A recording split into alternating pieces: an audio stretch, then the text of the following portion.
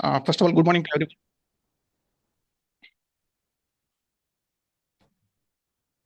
Good morning. Good morning. Okay, so Good morning, sir. yes, so yesterday you already learned, I think, for the Android application development in native. So वो आपने सीखा होगा. So आज हम लेंगे iOS application development. So start to end, we will start with the basic theory.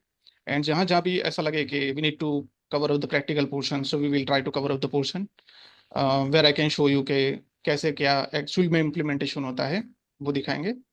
And at last, we will try to at least make two projects in which we can cover up different scenarios. जहाँ पे आपको actual में iPhone application बनाते हो तो screen कैसे बनाते हैं, उसमें कंट्रोलर वेरिएबल डिक्लेरेशन वो सब कैसे होता है, एक्चुअल एप्लीकेशन रन कैसे होती है, how we can deploy the application.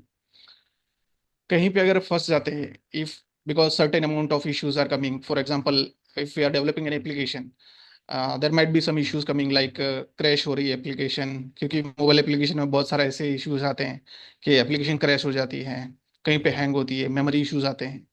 तो how we can tackle that, how we can do, because Apple providing rich user interface, उनके टूल्स काफ़ी एडवांस है compare to any other languages. So वो हमें ऐसा गाइडेंस देते हैं कि we can debug application and we can you know fix the issues on our own. Like उसमें हमें कोई ज़्यादा R&D की ज़रूरत भी ना पड़े और हम खुद से कर सकते हैं. ऐसे उनके टूल्स में फीचर्स अवेलेबल हैं, तो वो सारे हम ट्राई करेंगे कि आज कवर कर सके फोर्स क्रैश करके. So let me quickly share my screen.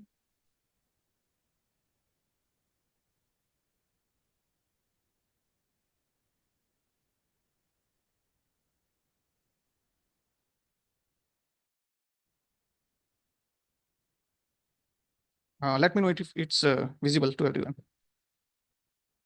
Yes, sir. Okay.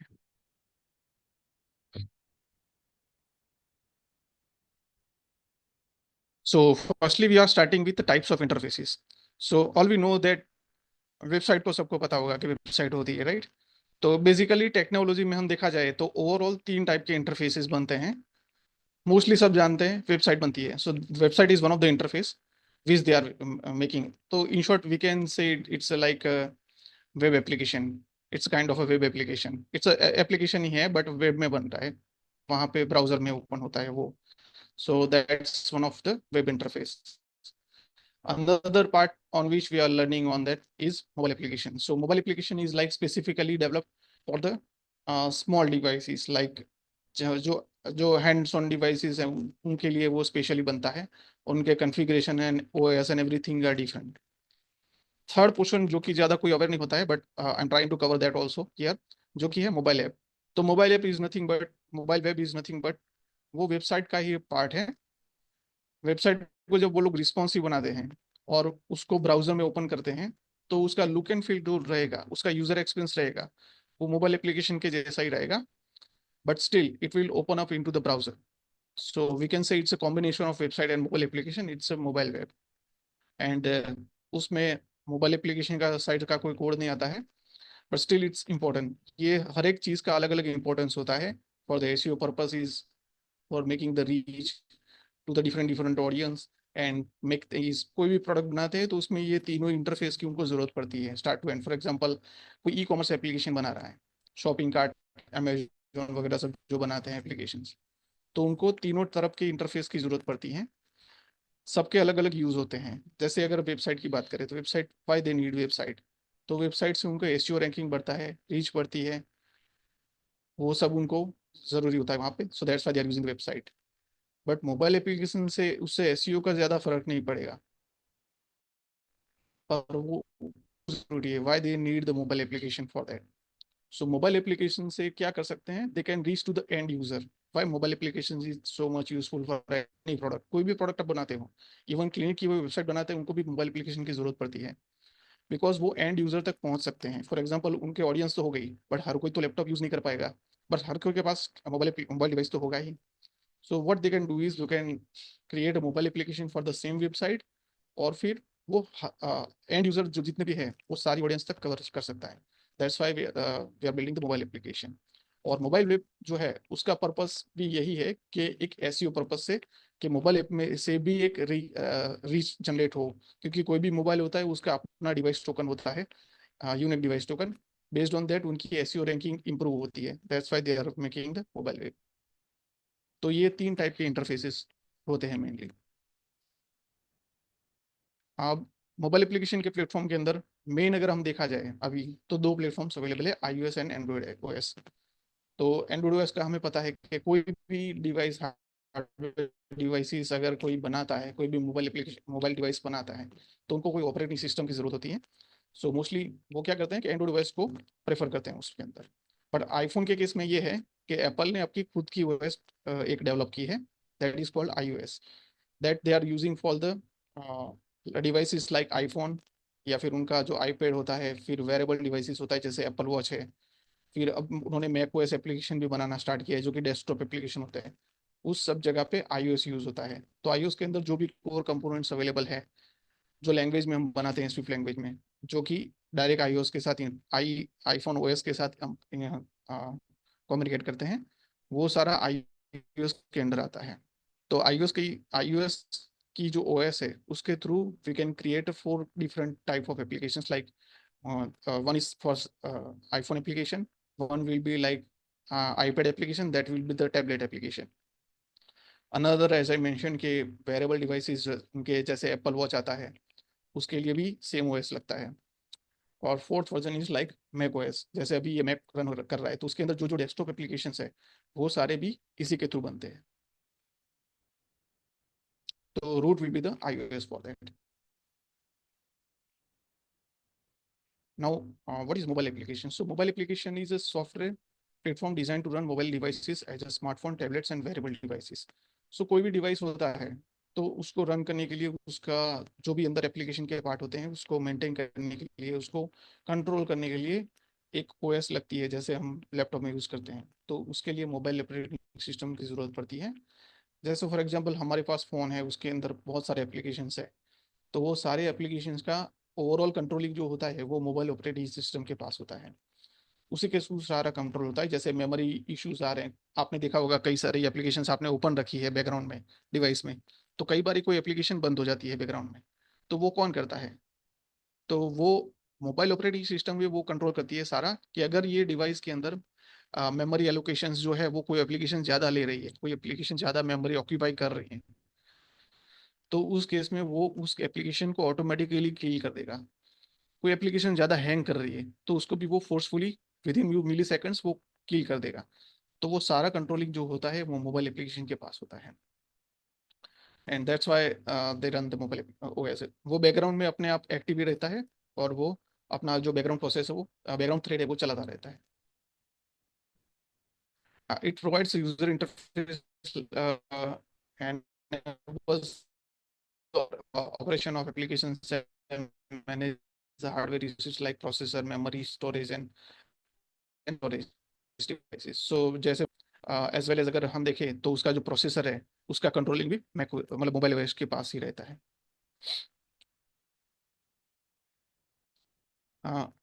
Now we are moving to the main topic, like what is iOS। So iOS basically क्या है कि वो एप्पल का खुद का एक ऑपरेटिंग सिस्टम है, अ, जो कि iPhone, iPad and iPod touch applications में यूज होता है। It runs on apples ecosystem. ना व्हाट इज इकोसिस्टम के मतलब उसका क्या मतलब है?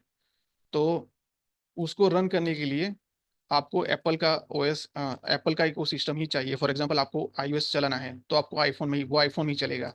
अदर एंड्रॉइड डिवाइसेस में ऐसे जो डिवाइसेस है जिसमें सपोर्ट नहीं करता है तो उसमें नहीं चलेगा। सेकेंडरी थिंग, फॉर एग्जांपल अगर आप मैक ओएस मैक एप्लीकेशन को भी डाउनलोड करते हैं तो वो विंडो के सिस्टम में नहीं चलेगा। उसके लिए iOS वर्जन चाहिए, जो कि अंदर मैक में इंस्टॉल होती है। इसका सब वर्जन होता है मैक ओएस। तो इन शॉर्ट वो एप्पल की सिस्टम में ही चलेगा। उसको बिल्ड इस तरह से किया गया है तो दूसरे कोई सिस्टम को अडॉप्ट ही नहीं कर पाएगा, क्योंकि इसके एक्सटेंशन अलग टाइप के होते हैं। जैसे विंडोज़ में EXE फाइल होता है, ऐसा कुछ होता है। एंड्रॉइड में APK फाइल बनती है मोबाइल के लिए, इसमें इसके एक्सटेंशन अलग है, इसकी सिक्योरिटी लेवल अलग है। उस सब तरीके से ये अलग अलग काम करता है। सो ये कोई दूसरी सिस्टम सपोर्ट नहीं करेगा, ये सिर्फ एप्पल की मैक की प्रोडक्ट्स ही सपोर्ट करेगा, वहाँ पे ये चलेगा। Okay, now overview of the development process. जब भी कोई मोबाइल एप्लीकेशन बनाते हैं तो बेसिकली उसमें क्या क्या चीज़ें हमें कवर करनी पड़ती है, उसके लिए एक पॉइंटर है। तो फर्स्ट आता है एक एप्लीकेशन डिज़ाइन। तो कोई भी मोबाइल एप्लीकेशन हम बनाते हैं तो फर्स्टली हमें क्या करना पड़ता है, यूआई यूएक्स क्रिएट करना पड़ता है। मोस्टली अभी के सिनेरियो में क्या होता है कि जो ग्राफिक्स डिजाइनर होते हैं वो फिग्मा में या फोटोशॉप कहीं भी एक यूजर एक्सपीरियंस स्क्रीन्स बना के देते हैं। फिर उसी को हमें क्या करना पड़ता है, मोबाइल एप्लीकेशन जब हम क्रिएट करते हैं तो उसको स्टोरी बोर्ड के अंदर पूरा सेम टू सेम हमें सिनेरियो क्रिएट करना पड़ता है। मैं आगे वो प्रैक्टिकल में दिखाऊंगा आपको कि कैसे हम पूरी एक डिज़ाइन बना सकते हैं। जैसे अगर लॉगिन फॉर्म हो गया कि कोई दूसरा जहाँ पे कुछ प्रोडक्ट लिस्टिंग आ रहा है, ऐसा कुछ आ रहा है, तो वो कैसे डिज़ाइन करेंगे, वो पार्ट जो कवर होता है वो डिज़ाइन में आता है कि हमारा एप्लीकेशन कैसा दिखेगा। फॉर एग्जाम्पल आप अमेजोन एप्लीकेशन में जाते हो या कोई भी शॉपिंग एप्लीकेशन जाते हो तो आपको दिखता है कि होम पेज पे उनका प्रोडक्ट लिस्टिंग आता है, कैटेगरी पेज आता है, बटन की आते हैं, वो सारा जो है वो पहले जो दिखाने वाला पार्ट है वो सारा एप्लीकेशन के अंदर। नाउ नेक्स्ट जो फेस आता है वो कोडिंग का आता है। उसमें क्या होता है कि फॉर एग्जांपल हमने डिजाइन तो बना दिया, सारे फॉर्म बना दिए, बहुत सारे बना दिए, पर उसके जो क्लिक इवेंट्स है उसके क्लिक पे क्या होगा, कौन से क्लिक पे क्या होगा, फॉर एग्जांपल एक पेज में से दूसरे पेज में जाने के लिए क्या कम्युनिकेशन रहेगा, वो कैसे मैनेज होगा। तो वो डिजाइनिंग को जो कंट्रोल करने के लिए जो पार्ट होता है वो कोडिंग में कवर होगा। तो कोडिंग के अंदर वो हम सारा जो उसका जो प्रोग्रामिंग लॉजिक होता है, जो एक्चुअल लॉजिकल पार्ट, वो सारा इसमें कवर होगा। फॉर एग्जांपल अगर कहीं पे सर्वर कम्युनिकेशन रिक्वायर्ड है, एपीआई से डेटा आ रहा है, कोडिंग के अंदर रखेंगे। लास्टली आता है टेस्टिंग पार्ट। तो मोबाइल एप्लीकेशन पेज जो भी बनता है उसके अलग अलग टेस्टिंग के प्राइस भी होते हैं। मैं आपके वो भी एक दिखाऊंगा कि how we can test and debug the application. तो टेस्टिंग भी जरूरी है कि कोई भी एप्लीकेशन हम बनाते हैं, पेज बनाते हैं, तो वो सही से कम्युनिकेट कर रहा है कि नहीं कर रहा है, या उसमें कोई इश्यू आ रहा है। वो डिप्लॉय करने से पहले हमें उसको रन करके इसी के लोकल एनवायरनमेंट में चेक करना पड़ता है कि design and coding is communicating properly और नॉट, राइट। सो उस for that being this environment to use the emulators, which will like Apple, जो Apple के simulators होते हैं वो works like similar almost like real devices। वो almost all features available करते हैं, rather than like in Android में क्या होता है कि emulator या simulator में टेस्ट करो तो वो एक्चुअल रिजल्ट आपको नहीं दिखा है, एक्चुअल डिवाइस में जब देखोगे तो और रिजल्ट दिखाता है। बट iOS में ऐसा नहीं है, वो डिफरेंट डिफरेंट सिमुलेटर प्लेटफॉर्म्स में देते हैं जिसमें सिमिलर सिमिलर जो पैटर्न जो डिवाइस में दिखती है वही दिखाएगा। एक्यूरेसी लेवल उसका कंपेयर टू एंड्रॉइड काफ़ी ज़्यादा होता है। So we can rely on that कि अगर हमने सिमुलेटर में टेस्ट कर लिया डिप्लॉय करने से पहले तो वो सही से चलेगा डेफिनेटली। तो टेस्टिंग करने के बाद आता है डिप्लॉयमेंट। तो iOS डिवाइसेस में ये होता है कि एज वी नो कि आईफोन की एप्लीकेशन जो भी होती है वो सिक्योर एप्लीकेशन होती है, तो इजीली किसी भी डिवाइस में डायरेक्टली हम रन नहीं कर सकते हैं, उसके बिल बना के किसी को भी सेंड नहीं कर सकते हैं। उसके लिए कुछ रूल्स रेगुलेशन होते हैं, कुछ सर्टिफिकेट हमें एप्पल डेवलपर अकाउंट पे बनाने पड़ते हैं, उसके थ्रू ही हम कर सकते हैं। जैसे एंड्रॉइड में होता है कि एंड्रॉइड में अपने एपीके फाइल बना के किसी भी डिवाइस में इंस्टॉल कर दिया, देर आर नो रिस्ट्रिक्शंस के पर्टिकुलर डिवाइसेस में ही चलेंगे। तो वो iOS में नहीं होता है। iOS में डिप्लॉय करने के लिए आपको सर्टिफिकेट बनाने पड़ते हैं, उसको कॉन्फ़िगर करना पड़ता है, उसका एक अलग से एनवायरनमेंट होता है, उसी के अंदर वो चलेगा। फॉर एग्जांपल हमने डिवाइस आईडी सिलेक्ट कर रखे हैं तो उसी के डिवाइस में चलेंगे, अदरवाइज फिर हमने लाइव किया है एप्लीकेशन तो wherever we are having that app store account access जो है टेस्ट फ्लाइट का, उसी के अंदर चलेगा, अदरवाइज वो अलग डिवाइसेस में it will not run. And last part आता है मेंटेनेंस का। तो कोई भी एप्लीकेशन हमने एक बार लॉन्च कर दी, फिर हमें उस पर काम करने की क्या ज़रूरत है। तो उसमें ये रीज़न होता है as we year OS release करते हैं, नई नई डिवाइस हैं, तो मेंटेनेंस भी ज़रूरी है। कोई भी एप्लीकेशन बनाते हैं तो उसका कंटिन्यूसली अपग्रेडेशन भी ज़रूरी है। फॉर एग्जांपल उन्होंने नया ओएस वर्जन लॉन्च कर दिया है, पुराना कोई सपोर्ट ड्रॉप कर देगा बेस्ड ऑन दैट, जिससे कि क्या होगे हमारी एप्लीकेशन जो लेटेस्ट डिवाइसेस के साथ कंपेटिबल हो जाए, और जो पुराने डिवाइसेस जहाँ पे इशू कर रहा है और उन्होंने सपोर्ट ड्रॉप किया है वो भी हमें निकालना पड़ता है यहाँ से सपोर्ट। तो वो भी मैं आपको दिखाऊंगा कि ओएस वर्जन जो होता है वहाँ कहाँ से हम अपग्रेड करके नया वर्जन लॉन्च कर सकते हैं। Required for the iOS development, तो मेनली तीन चाहिए: एक्सप्लोर, स्विफ्ट एंड सिमुलेटर। तो एक्स जहाँ पे कोई भी एप्लीकेशन, आईपैड एप्लीकेशन हम बना सकते हैं, और एक्सकोड के अंदर ही हम उसको कंपाइल कर सकते हैं, रन कर सकते हैं, कर सकते हैं। डिप्लॉय भी एप्लीकेशन जो है वो डायरेक्टली एक्सकोड से होती है। उन्होंने जब स्टार्ट किया था उस टाइम पे ऐसा नहीं था अवेलेबल कि एक्सकोड से आप डायरेक्टली डिप्लॉय भी कर पाओ, but now they are making, they made it very much advance, कि we can also directly deploy the application from the Xcode also, and it will be directly push to the app store, and वहां से जाके हमें सिर्फ खाली submit करना होता है एप्लीकेशन अप्रूवल के लिए। तो एक्सकोड में बहुत सारी चीज़ें अवेलेबल होती है। नेक्स्ट आता है स्विफ्ट लैंग्वेज। तो जब एप्पल ने स्टार्ट किया था mobile application programming, so at that time उन्होंने ऑब्जेक्टिव सी लॉन्च किया था, जो कि पूरा C++ के बेस ही था, ऑब्जेक्ट ओरिएंटेड लैंग्वेज था। तो स्विफ्ट से, ऑब्जेक्टिव सी से स्टार्ट किया था, बट उसमें बहुत सारे इश्यूज थे। उसमें मेमोरी इश्यूज आते थे। वो इतना एडवांस नहीं था जितना अभी ये स्विफ्ट था। दैट्स वाई इन 2014 उन्होंने स्विफ्ट को लॉन्च किया था, जिसके थ्रू हम अभी लैंग्वेज, तो अभी जब एक्स कोड आप ओपन करोगे तो आपको लैंग्वेज सिलेक्शन का भी ऑप्शन आएगा कि आपको कोई भी एप्लीकेशन बनानी है, वो आपको किस में बनानी है, एक्स कोड में, मतलब स्विफ्ट में बनानी है, ऑब्जेक्टिव सी में बनानी है। Late me quickly show you से।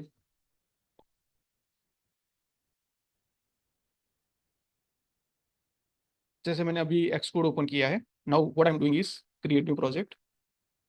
तो मैंने प्रोजेक्ट प्रोजेक्ट क्रिएट किया है, यहाँ पे मुझे एप्लीकेशन का मॉड्यूल दिख रहा है अभी। Clicking on next. अभी आप यहाँ पे देखोगे तो आपको पहले तो ऑप्शन आएगा कि स्टोरी बोर्ड चाहिए या स्विफ्ट। तो अभी हम स्टोरी बोर्ड सिलेक्ट इसमें रहता है बाय डिफॉल्ट। उसके बाद हमें ऑप्शन आता है ऑब्जेक्टिव सी या स्विफ्ट। तो ऑब्जेक्टिव सी नाउ डेज को यूज नहीं करता है, बट उन्होंने still they are giving this option, because कई सारी एप्लीकेशन ऐसी है जो कि स्टार्टिंग जब 2011 या 10 में जब ऑब्जेक्टिव सी में बनी थी, वो अभी भी वो लोग मेंटेन कर रहे हैं ऑब्जेक्टिव सी में। सो जो ऑनगोइंग एप्लीकेशन है जिसको मेंटेन कर रहे हैं, जिन्होंने अभी स्विफ्ट में कन्वर्ट नहीं किया है, उनके लिए ये सपोर्ट जरूरी है कि वो लोग ऑब्जेक्टिव सी में अभी भी उनका कोड मेंटेन कर सकते हैं। That's why. बट नई जो एप्लीकेशन बनती है वो स्विफ्ट में बनती है, तो लैंग्वेज लैंग्वेज सिलेक्शन का ऑप्शन यहाँ पे इसलिए यहाँ पे आता है। उसके बाद आता है सिमुलेटर और रियल डिवाइस। तो जैसे मैंने बताया कि कोई भी एप्लीकेशन डिजाइन आपने बना दिया, उसका कोडिंग भी कर लिया, फंक्शनल जो पार्ट है, नाउ वो ठीक से कम्युनिकेट कर नहीं कर रहा है, वो कैसे पता चलेगा? सो उसको टेस्ट करने के लिए either we have to take a simulator और रियल टाइम डिवाइसेस। तो सिमुलेटर अगर यूज करते हैं तो हमें बेनिफिट ये मिलता है कि भी ऑन द स्पॉट हम उसको इमीडिएटली चेक कर सकते हैं। हमने फॉर एग्जांपल कोई भी इंप्लीमेंट किया, कोड इंप्लीमेंट किया, अब उसको हमें चेक करना है कि वो कैसे काम कर रहा है, कैसे नहीं कर रहा है। तो हम ये जो भी सिमुलेटर अवेलेबल होते हैं, जैसे इसमें बहुत सारे सिमुलेटर उन्होंने ऑलरेडी दिए हुए हैं, एज यू नो 17, 17.5, ये सारे डिवाइसेस अवेलेबल होते हैं जिसमें हम किसी भी एनवायरनमेंट में रन कर सकते हैं। तो इसे ऑन द स्पॉट आप रन कर सकते हो कोई भी एप्लीकेशन। इसके लिए आपको सर्टिफिकेशन या ऐसी कोई भी चीज़ करने की जरूरत नहीं पड़ती है, वो इमीडिएटली वर्क करना स्टार्ट हो जाएगा। अगर हमें रियल डिवाइस में चेक करना है कोई एप्लीकेशन, तो हमें उसको सर्टिफिकेट या प्रोविजनिंग प्रोफाइल वो सब बना के उसको कॉन्फ़िगर करना पड़ेगा, तब जाके वो रियल डिवाइसेस में रन हो पाएगा।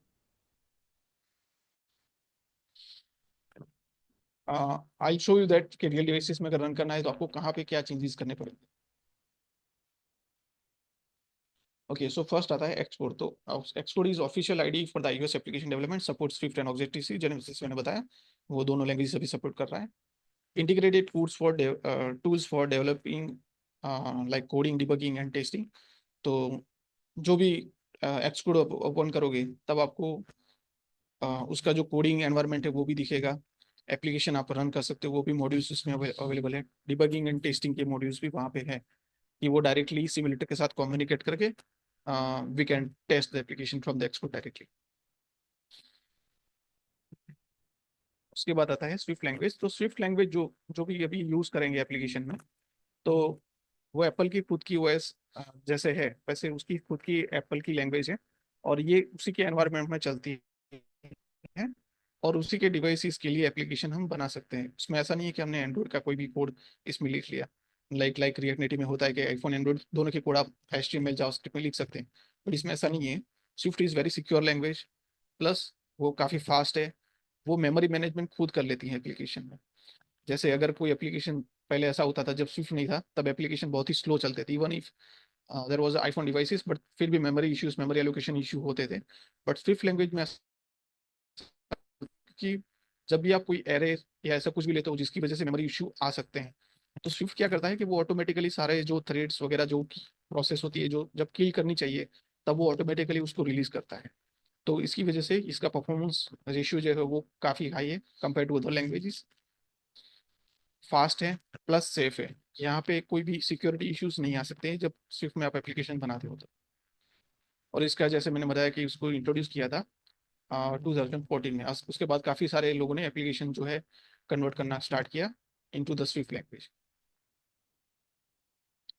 सिमुलेटर एंड रियल डिवाइसेस, तो simulator specially for fast testing, कि आपने अभी एप्लीकेशन बनाया, आपको इमीडिएटली चेक करना है, you don't have certification everything, so how we can manage that. So for that what we are doing is कि हम उसको इसी डिवाइसेस में चेक कर सकते हैं जैसे मैंने बताया कि अभी फॉर एग्जांपल मेरे पास अभी एक डिवाइस अवेलेबल है इसमें।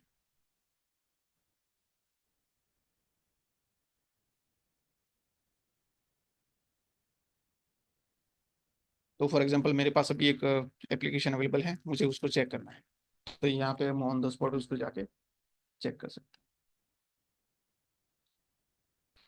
जैसे अभी ये फॉर्म अवेलेबल है, मुझे उसको चेक करना है, तो मैंने इसको यहाँ पे रन किया। यहाँ पे उसको इमीडिएटली हम टेस्ट कर सकते हैं इम्प्लीमेंटेशन सारा।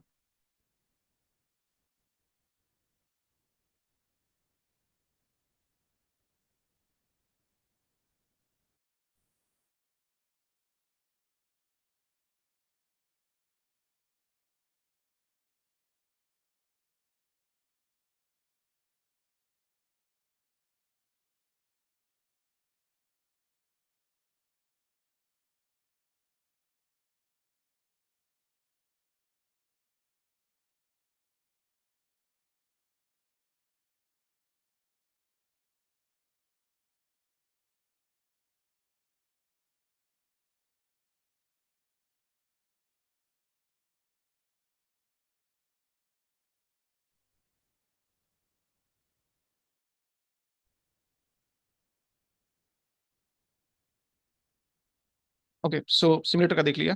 Now iPhone application development life cycle.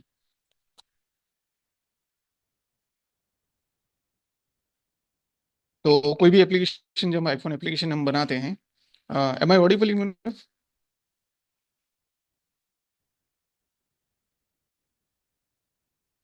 Yes, sir. Okay okay fine. So whenever we are creating any iPhone application, so उसके अंदर बेसिकली जो भी है उसकी लाइफ साइकिल इस तरह से रहती है। First we be the conceptualisation, for example उसका यूजर इंटरफेस क्या रहेगा, उसके अंदर कैसे डिजाइन रहेगा, उसके अंदर फॉर्म रहेगा, लिस्टिंग रहेगा, क्या क्या design pattern we will be going to use, वो सारा इसके अंदर होता है। उसके बाद आता है प्रोटोटाइपिंग।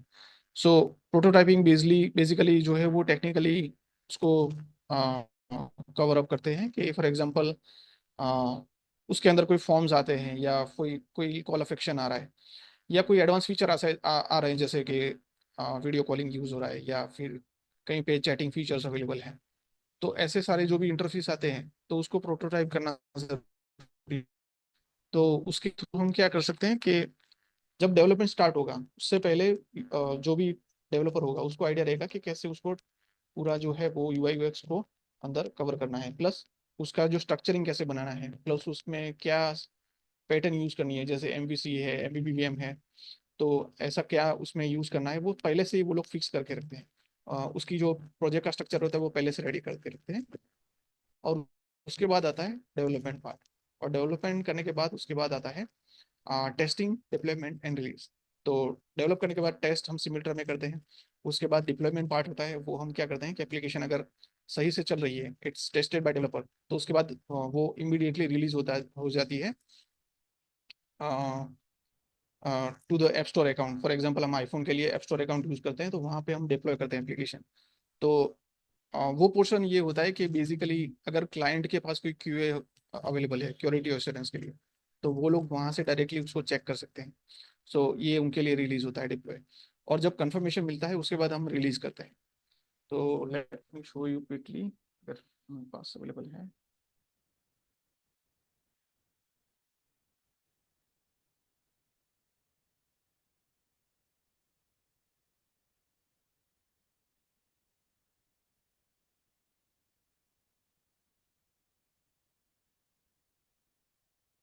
कोई भी एप्लीकेशन लॉन्च करते हैं, डिप्लॉय करते हैं, तो यहाँ पे हमने ऑलरेडी क्रिएट किया हुआ एप्लीकेशन यहाँ पे आता है।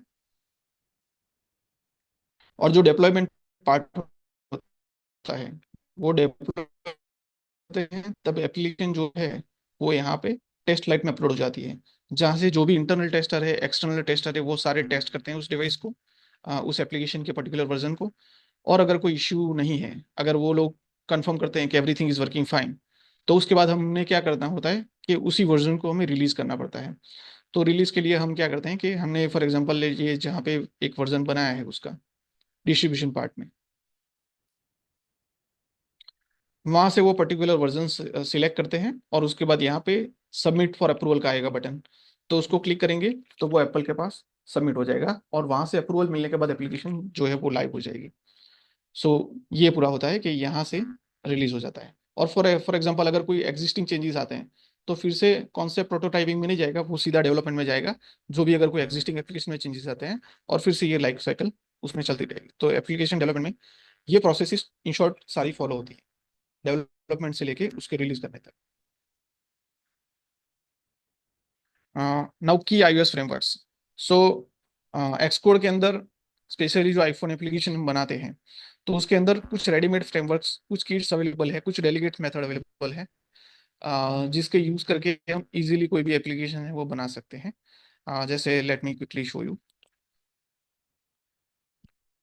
फर्स्टली अगर आपने मैक ओएस है, तो मैक ओएस के अंदर आप एक्सकोड इंस्टॉल करोगे, तो यहाँ पे एक्सकोड इंस्टॉल हो जाएगा। यहाँ से आपको डायरेक्टली उसको ओपन करना है एप्लीकेशंस में से। और लेट्स से फॉर एग्जांपल हम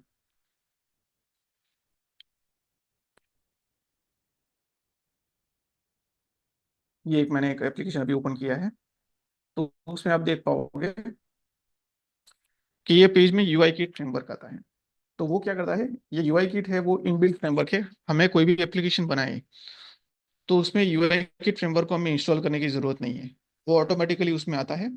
और वो उसके अंदर काफी सारे रेडीमेड चीजें चीजें उसमें लेके आता है, जैसे विंडो है, जैसे अगर हमें बटन बनाना है तो यूआई बटन है, जैसे फॉर एग्जांपल हमें लेबल क्रिएट करना है, ये सारा बटन का कंपोनेंट है। तो ऐसे अंदर यूआई किट के अंदर बहुत सारे और भी एप्लीकेशन और भी चीजें आती हैं, जैसे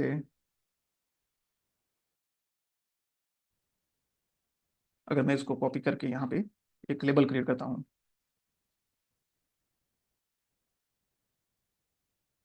तो ये लेबल मुझे दिखा रहा है। तो ये as you can see UI kit dot UI label. तो यूआई किट के अंदर ऐसे रेडीमेड बहुत सारे इंटरफेस अवेलेबल हैं जो कि हम यूज कर सकते हैं। तो इसके लिए हमें कोई थर्ड पार्टी पैकेज या ऐसा कुछ भी डालने की जरूरत नहीं होती है, वो डायरेक्टली रन करने लगेगा। सो किट बेसिकली वो लोग ये प्रोवाइड करते हैं कि आपको फास्ट एक ग्राफिकल यूआई इंटरफेस और यूएक्स बनाना है, तो उसके लिए आपको सारे जो बेसिक कोर कंपोनेंट होते हैं वो सारे उसके अंदर मिल जाएंगे। राइट, कोई भी बेसिक एप्लीकेशन बनानी है उसके अंदर कोर कंपोनेंट क्या होते हैं, बटन्स होता है, लिस्टिंग होता है, फिर उसके अंदर हम लेबल क्रिएट करते हैं। फॉर एग्जांपल फॉर्म है तो टैक्स इनपुट, टैक्स फील्ड की डालने की जरूरत पड़ती है।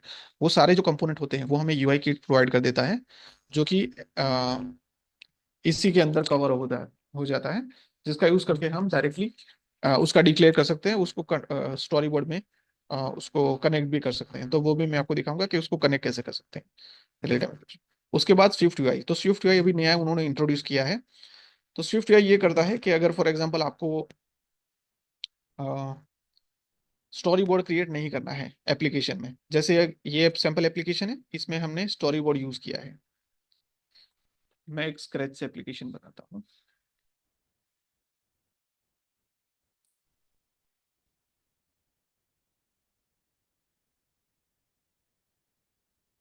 एक्स कोड ओपन किया, यहाँ से क्रिएट न्यू प्रोजेक्ट।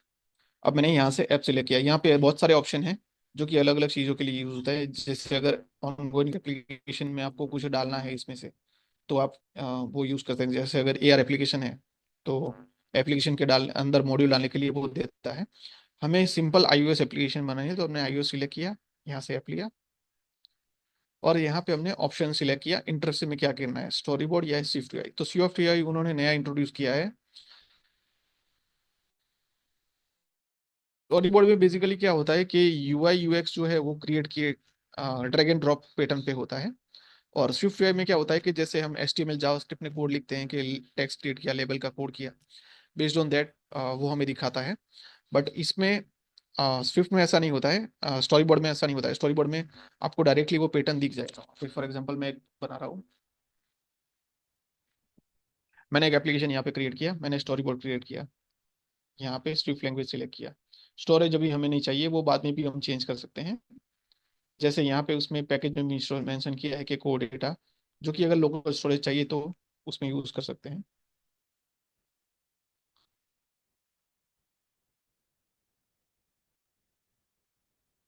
तो ये मैंने एक सैम्पल एप्लीकेशन क्रिएट किया, और यहाँ पे हम देख सकते हैं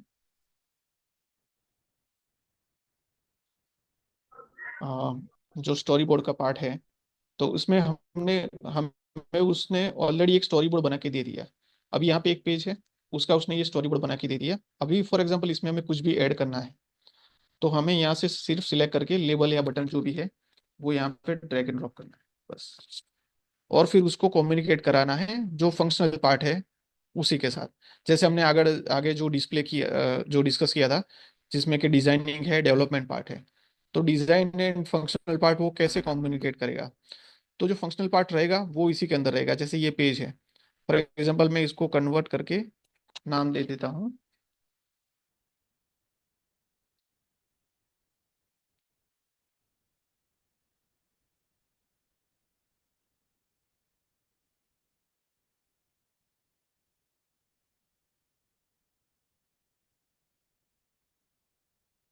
तो मैंने उसको रीनेम कर दिया अभी, ये लॉगिन पेज को। अभी स्टोरी बोर्ड में भी उसका जो पेज है उसको मुझे वहां पे रीनेम करना पड़ेगा, कि मैंने उसको रीनेम कर दिया। अभी ये प्रॉपरली उसके साथ कम्युनिकेट करेगा। और फॉर एग्जांपल यहाँ पे मैंने जो बटन रखा है, उसकी क्लिक इवेंट वगैरह कैसे मैनेज होगी, तो वो सारा जो फंक्शनल पार्ट होगा वो यहाँ पे रहेगा। कि हमें बटन जो डिक्लेयर किया उसको क्लिक इवेंट लिखना है, उसको डिक्लेयर करना है, उसकी प्रॉपर्टी चेंज करनी है। जैसे ये बटन जो दिखा वो अभी कस्टमाइज नहीं है, जो और कस्टमाइज उसको करना है, तो वो कैसे कर सकते हैं? वो सारा पार्ट जो है वो फंक्शनल पार्ट में कवर होगा। यहाँ पे सिर्फ उसका यूआई क्रिएट होगा, उसकी फ्रेमिंग होगी कि उसके प्लेस कहाँ पे करना है। प्लस अगर कोई बेसिक बेसिक प्रॉपर्टी चेंज करनी है, जैसे उसके फॉन्ट चेंजेस करने हैं, जो भी सारी चीजें हैं वो प्रॉपर्टी यहाँ पे अवेलेबल है। बट आप उसको फंक्शनल पे भी कट कर सकते हो, जैसे यहाँ पे पेज में भी आपको करना है तो वो भी कर सकते हैं। तो ये सारा यूआई किट के थ्रू होता है। स्विफ्ट यूआई अभी नया है, उसमें ड्रैग एंड ड्रॉप के ऑप्शन नहीं है, उसमें आपको सारी चीज़ों के लिए कोड लिखना पड़ता है। और उसके बाद आता है कोड डेटा। तो फॉर एग्जांपल आपने कोई भी चीज़ बनाई है जिसमें से आपको कुछ लोकल में स्टोर करके रखना है डिवाइसेस के अंदर, जो कि ऑफलाइन रहे, आप इंटरनेट बंद करो तो भी उसमें चलना चाहिए, ऐसी कोई चीज़ आपको डेवलप करनी है, तो उसके लिए आपको लोकल स्टोरेज चाहिए होगा एप्लीकेशन। तो उसके लिए we have two options, like we can use local storage करके एक आता है, वो यूज कर सकते हैं। इधर हम पी लिस्ट यूज सकते हैं, जैसे इसमें एक पी लिस्ट इनबिल्ट बनाया हुआ है, ऐसे पी लिस्ट भी बना सकते हैं, उसमें टेम्पररी स्टोरेज हम कर सकते हैं। उसके बाद एसक्यूएल डेटाबेस भी इसमें अवेलेबल होता है, बट वो सारा नहीं करना है तो उनका इनबिल्ट भी आता है कि कोड डेटा आप यूज कर सकते हो। उसमें आपको कुछ भी चीजें स्टोर करानी है, जैसे हमें ये स्टोर कराना है कि यूजर एक बार लॉगिन हो गया, तो लॉगिन करने के बाद उसका जो रिस्पॉन्स आ रहा है वो सारा स्टोर रहना चाहिए। लॉगिन ईमेल आईडी वगैरह सब स्टोर रहने चाहिए डिवाइसेस में। वो कैसे मैनेज होगा? तो उसके लिए हमें वो डेटा यूज करना पड़ेगा। उसके बाद आते हैं कुछ एडवांस फ्रेमवर्क। तो उसमें आता है कोर एनिमेशन। फॉर एग्जांपल आपने पेज बना दिए, उसमें आप कई एप्लीकेशन में देखोगे कि एडवांस एनिमेशन इफेक्ट भी आते हैं। कि चलो आपने क्लिक किया तो नीचे से ऊपर आना चाहिए, या स्लाइड में से आना चाहिए, या कोई ऐसा साइड बार बना रहे हो जो कि पर्टिकुलर एनिमेशन के थ्रू आ रहा है, तो वो सारे एनिमेशन जो है वो कोड एनिमेशन ट्रांजिशन से यूज हो सकते हैं। और ये भी इनबिल्ट फ्रेमवर्क है, आपको इसके लिए कोई पैकेज या फ्रेमवर्क या कोड फाइल इंस्टॉल करने की जरूरत नहीं है, ये डायरेक्टली वर्क कर सकता है। उसके बाद आता है मैपकिट फ्रेमवर्क। तो मैपकिट फ्रेमवर्क में क्या होता है कि लोकेशन बेस्ड सर्विसेज या आपको एप्लीकेशन को मैपिंग वाला फीचर ऐड करना है, कि लोकेशन ट्रैकिंग देना है या रियल टाइम मैपिंग दिखाना है, या आपको लेट लॉन्ग जो होता है कोऑर्डिनेट्स होते हैं मैप के वो स्टोर करने हैं या रिट्राइव करना है एप्लीकेशन के थ्रू। तो उसके लिए मैपकिट फ्रेमवर्क सारे फीचर अवेलेबल करता है, कि आप जब मैपकिट इंपोर्ट करोगे तो वो आपको भी फीचर देगा कि एप्लीकेशन जब भी इंस्टॉल होगी तो वो यूजर से पूछेगा कि do you need you want to allow the location for this application. तो वो जब अलाउ करेगा तो definitely it will start giving you the coordinates based on that. उसके बाद आता है क्लाउड किट। तो cloud kit it's like it's server server side database, but वो इनका खुद का होता है, कि आपने कोई ऐसी एप्लीकेशन बनानी है एडवांस जहाँ पे आपको फोटोज वगैरह भी दिखाने हैं, वो कहीं पे स्टोर करके रखते हैं। प्लस अगर यूजर वही अकाउंट से कहीं पे दूसरे डिवाइसेस में लॉग करे, इंस्टॉल करे, तो वहाँ भी वो रिट्राइव हो जाने चाहिए। तो उस केस में हम क्लाउड किट यूज कर सकते हैं। वो उस केस में फायरबेस की तरह ही काम करेगा, कि आपने एक सर्वर पे डेटा अपलोड कर दिया अपने अकाउंट से, और दूसरी जगह पे उसी अकाउंट से आप रिट्राइव भी कर सकते हैं। तो उसके लिए क्लाउड किट आता है। नाउ अंडरस्टैंडिंग स्टोरी बोर्ड इन यूआई किट। तो कोई भी एप्लीकेशन हम बनाते हैं, जैसे हमने अभी एक एप्लीकेशन हमने स्टार्ट किया, तो उसका डिजाइनिंग कैसे होता है, हम पहले डिजाइनिंग पार्ट पे। तो यहाँ पे एक लॉगिंग पेज हमने देखा कि बनाया हुआ है ऑलरेडी, हमने पेज बनाया था, हमने रीनेम कर दिया। अब फॉर एग्जांपल मुझे लॉगिंग पेज नहीं चाहिए, मुझे एक दूसरा एक पेज बनाना है फॉर एग्जांपल, तो वो कैसे बनाएंगे, जिसका हमें स्टोरी बोर्ड में मैं आपको दिखाता हूँ। तो ये एप्लीकेशन बनाया है, हम उसमें जाते हैं, न्यू फाइल। इसमें से इतने सारे ऑप्शंस अवेलेबल हैं, हम स्विफ्ट फाइल यहाँ से क्रिएट करते हैं क्योंकि हमें एक पेज बनाना है।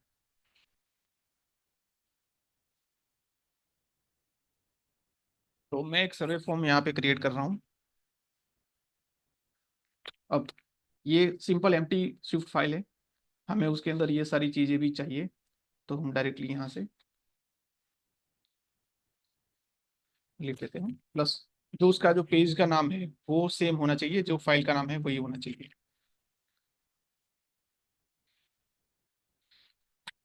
तो ये हो गया एक सर्वे फॉर्म। अभी हमने इसका पेज तो बना दिया, बट स्टोरी बोर्ड में कैसे बनाएंगे, तो अब स्टोरी बोर्ड में जाते हैं। स्टोरी बोर्ड में आप जितने भी चाहे उतने पेजेस बना सकते हो। तो अभी हमें एक करना है कि लॉगिंग का पेज तो है बट सर्वे का पेज नहीं है, हमने बना तो दिया वहाँ पे। तो यहाँ से हमें व्यू कंट्रोलर लेना है पहले। तो एक ये नया पेज बन गया। अब ये स्टोरी बोर्ड में तो यहाँ पे ले लिया, बट वो वहाँ पे कम्युनिकेट कैसे करेगा उसके साथ, ये सर्वे फॉर्म के साथ कम्युनिकेट कैसे करेगा। तो उसके लिए मुझे सिंपल ये करना है कि मैंने ये नया व्यू कंट्रोलर बनाया, मुझे यहाँ पे प्रॉपर्टी में जाना है, और हमारा जो नाम था वो यहाँ पे टाइप करूंगा तो वो ऑटोमेटिकली मुझे दिखा देगा कि ये सर्वे फॉर्म है। ठीक है, तो ये हो गया सर्वे फॉर्म यहाँ पे। अब ये स्टोरी बोर्ड में आप देखोगे, तो स्टोरी बोर्ड में हमने व्यू कंट्रोल लिया। अब स्टोरी बोर्ड में एक और चीज़ आती है कि यहाँ पे प्लस पे क्लिक करोगे तो इतने सारे जो भी कोर कंपोनेंट्स यूज करने होते हैं वो सारे उसमें इनबिल्ट आते हैं। ये स्विफ्ट या इसके अंदर जो कोर कंपोनेंट्स होते हैं वो ऑटोमेटिकली प्रोवाइड करता है। हमने कोई भी थर्ड पार्टी अभी इस एप्लीकेशन में इंस्टॉल नहीं किया, हमने देखा कि नया प्रोजेक्ट ही क्रिएट कर दिया और डायरेक्टली हम स्टोरी बोर्ड में गए। तो यहाँ से कुछ भी चाहिए, जैसे फॉर एग्जांपल लेबल लेना है, बटन लेना है, ये सारी प्रॉपर्टीज इसमें अवेलेबल है और हम इसको यूज कर सकते हैं। फॉर एग्जांपल हमें कोई स्टैक व्यू क्रिएट करना है तो उसके लिए भी अवेलेबल है, नॉर्मल लिस्टिंग दिखाना है तो उसके लिए टेबल व्यू है। ठीक है, तो ये सारी स्टोरी बोर्ड्स के अंदर आती हैं ये प्रॉपर्टीज। अब फॉर एग्जांपल हमने कोई चीज़ ऑलरेडी ले ली है, उसकी प्रॉपर्टी चेंज करनी है, तो वो भी एक स्टोरी बोर्ड का पार्ट है। हम देख सकते हैं यहाँ पे, जैसे ये बटन है तो उसको क्लिक करने पे क्या होगा एग्जैक्टली उस क्या काम करना चाहिए, क्या आना चाहिए, तो वो सारा मैंने यहाँ पे बताया। हमें अब दिख रहा है कि उसको पहले तो बटन को डिक्लेयर किया, उसको कम्युनिकेट कराना पड़ेगा यहाँ पे। तब जाके वो काम करेगा। नेक्स्ट चीज़ है कि बटन पे क्लिक पे कौन सी इवेंट आएगी। तो ये सारी इवेंट बटन क्लिक पे कॉल होती है। हमें कौन सी चाहिए उस बेसिस पे हमें सिलेक्ट करना होता है। तो फॉर एग्जांपल मोस्टली क्या करते हैं, बटन क्लिक पे टच अप इनसाइड के बटन का टच इनसाइड पे जाए तब जाके वो कॉल होनी चाहिए मेथड। तो मोस्टली जो होती है वो टच अप इनसाइड वाली मेथड कॉल। तो कोई भी एप्लीकेशन जिसमें बहुत सारे पेजेस है, तो हमें ऐसा ही क्लिक कर करके ऐसे पेजेस यहाँ से बनाते रहना है, व्यू कंट्रोलर क्रिएट करके। और फिर उसको उसके पर्टिकुलर पेज भी बनाने पड़ेंगे। जैसे अगर होम पेज बनाया, फॉर एग्जांपल मैंने एक यहाँ पे होम पेज बनाया है,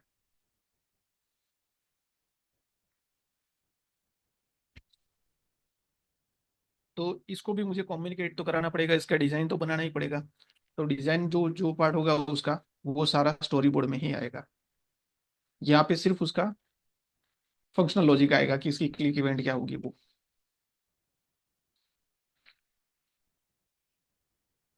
ठीक है, तो जैसे वहां पे मैंने एक होम पेज क्रिएट किया, अब मुझे स्टोरी बोर्ड में आना ही पड़ेगा। यहाँ पे आके उसका व्यू कंट्रोलर क्रिएट करना है। अब मुझे उसको वहां से कम्युनिकेट कराना है। तो मुझे यहाँ पे सिर्फ टाइप करना है होम पेज। ये मैं अभी आपको स्टोरी बोर्ड का ही दिखा रहा हूँ कि स्टोरी बोर्ड कैसे काम करता है। और कोई भी आप पेज बनाते हो तो पहले आपको स्टोरी बोर्ड में आके ही उसका जो भी डिजाइनिंग पार्ट है वो आपको क्रिएट करना पड़ेगा।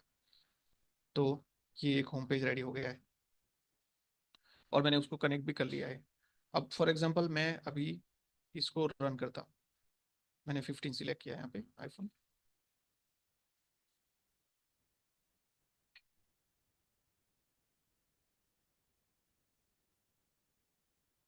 ठीक है, तो उसने यहाँ पे ये ओपन किया। आई थिंक ये अभी लॉगिन फॉर्म में गया है। अब मुझे ये करना है कि वो कुछ भी करके अ,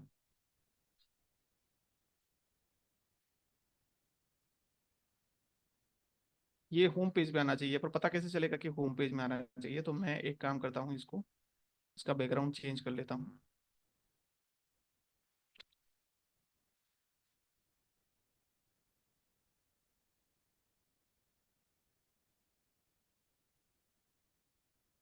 तो एज यू कैन सी वो होम पेज पे भी आ गया है। तो इन शॉर्ट मुझे ऐसा चाहिए था कि जब भी मैं एप्लीकेशन ओपन करूँ तो इतने सारे पेजेस में उसमें मेरा फर्स्ट पेज कौन सा होगा। तो उसके लिए मुझे यहाँ पे एक प्रॉपर्टी आती है। तो जो भी पेज को हमें पहला पेज बनाना है वो करना है, तो हमें क्या करना है, सिंपली उस पेज पे जाना है। जैसे ये सर्वे फॉर्म है, तो सर्वे पेज मैंने क्लिक किया।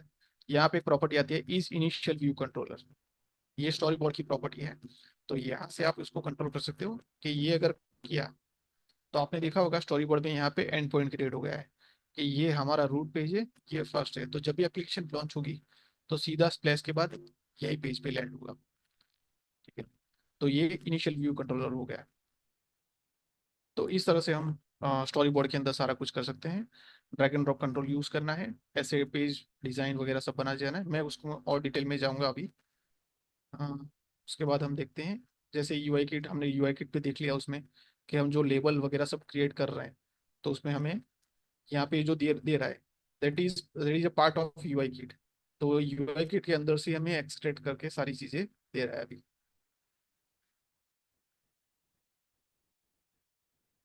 उसके बाद आता है स्विफ्ट वेरिएबल डिक्लेरेशन। तो हमने पेज तो बना दिया, एक पेज तो बना दिया, चलो लॉगिन पेज वगैरह सब बना दिया। अब उसके अंदर वेरिएबल डिक्लेरेशन कैसे होगा। तो लेट से ये लॉगिन पेज है। अब मुझे यहाँ पे कुछ डिक्लेयर करना है। तो हर एक की आपको पता है कि सिंटैक्स सबकी अलग अलग होती है। तो इसमें मेनली जो होता है वो var and let variable use होते हैं। तो लेट से फॉर एग्जांपल मैं लेट वेरिएबल क्रिएट करता हूँ, लेट ए इक्वल्स टू 10। तो जब हम लेट डिक्लेयर करेंगे तो ये वैल्यू हो जाएगी स्टैटिक, या हम कह सकते हैं कि कांस्टेंट। तो अगर इस केस में अगर हम कोई भी चेंज करना चाहे तो वो अलाउ ही नहीं करेगा। मोस्टली दूसरे लैंग्वेजेस में क्या होता है कि आपको रन तो करने देगा, बट बाद में एक्सेप्शन जनरेट होगा। बट यहाँ पे क्या है कि रन टाइम ही आपको, रन टाइम की जरूरत ही नहीं, वो आपको इमीडिएट बेसिस पे यहाँ पे डिक्लेयर दे देगा कि ये लेट है, मतलब ये कांस्टेंट है, आपको चेंज ही नहीं करने देगा यहाँ पे। तो उसके लिए हमें क्या करना पड़ेगा, हमें वेर लेना पड़ेगा। Var declares mutable variables. Mutables and immutables. तो मुटेबल्स का मतलब ये होता है कि चेंजेबल, आपको उसमें कोई भी चेंजेस करना है तो आप कर सकते हैं। फॉर एग्जांपल मैंने एक दूसरा एक वेरिएबल ले लिया, उसका नाम मैंने लिया 10 = 20। ठीक है, ये भी मैंने लेट लिया। अब मैं एक काम करता हूँ, लेट रिजल्ट = 0। अब हमने सारे लेट वेरिएबल लिए हैं तो अभी मुझे अलाउ ही नहीं करेगा, but let see how have it behaves. Result = a + b। उसने एरर थ्रो किया क्योंकि cannot assign the property result is let constant. तो मैं जब तक इसको वेयर नहीं करूंगा वो मुझे अलाउ नहीं करेगा। और मैंने इसको वेयर कर दिया, नाउ इट्स अलाउइंग मी कि ये इसके अंदर वेरिएबल ले रहा है। ठीक है, तो ये कांस्टेंट है क्योंकि इसमें वैल्यू चेंज नहीं हो रही है तो वो अलाउ कर रहा है। बट रिजल्ट है उसमें रन टाइम वैल्यू चेंज हो रही है यहाँ पे पेज में आने पर। तो वो क्या कर रहा है, हमें वेर ही डिक्लेयर करना पड़ेगा। तो वेरिएबल डिक्लेरेशन में मेन जो कोर है वो दो ही आते हैं इसमें, वेर एंड लेट। उसके बाद आता है टाइप इंटरफेस। तो स्विफ्ट एक, जैसे मैंने बताया कि स्विफ्ट एक एडवांस लैंग्वेज है। इसमें जो भी है टाइप कन्वर्जन वो ऑटोमेटिकली होता है। जैसे अगर फॉर एग्जांपल आपने देखा होगा, यहाँ पे मैंने कहीं पे ऐसा मेंशन नहीं किया है कि ये लेवल मतलब नॉर्मल नंबर है, फ्लोट है या स्ट्रिंग है, ऐसा कुछ भी मेंशन नहीं किया है, बट उसने फिर भी ले लिया उसको। तो वो ऑटोमेटिकली डिटेक्ट करता है based on the default values. मैंने यहाँ पे डिफॉल्ट ईयर डाला तो उसने वो ले लिया। अगर मैं फॉर एग्जांपल कोई वेरिएबल ऐसा डिक्लेयर करता, वेयर माई नेम, तो यहाँ पे मैंने कोई टाइप डिफाइन नहीं किया है, बट फिर भी वो कंसिडर कर रहा है कि ये स्ट्रिंग है। तो इसको बोलते हैं टाइप इंटरफेस। तो it determines type of the variable. तो आपने देखा यहाँ पे स्कोर = 90 है, तो वो उसको एज इंटीजर ले रहा है। यहाँ पे 98.6 लिखा है तो वो उसको एज ए डबल ले रहा है। यहाँ पे एक स्ट्रिंग लिया है तो वो ऑटोमेटिकली उसको स्ट्रिंग ले रहा है। या अगर फ्लैग वेरिएबल क्लिक किया तो वो ऑटोमेटिकली उसको बुलियन लेगा। तो टाइप इंटरफेस जो है वो उसमें स्विफ्ट में सपोर्ट करता है कि जो भी आप वैल्यू डालोगे बेस्ड ऑन दैट वो उसका जो डेटा टाइप है वो डिक्लेयर उसको कंसिडर कर लेगा उसमें डेटा टाइप जो है।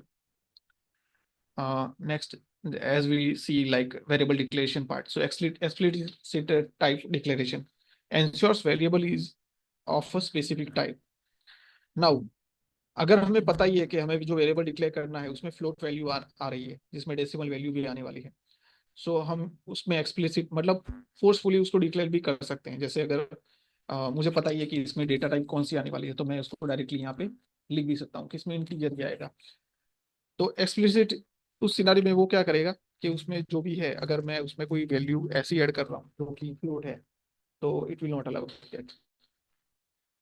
एंड लेट्स से अगर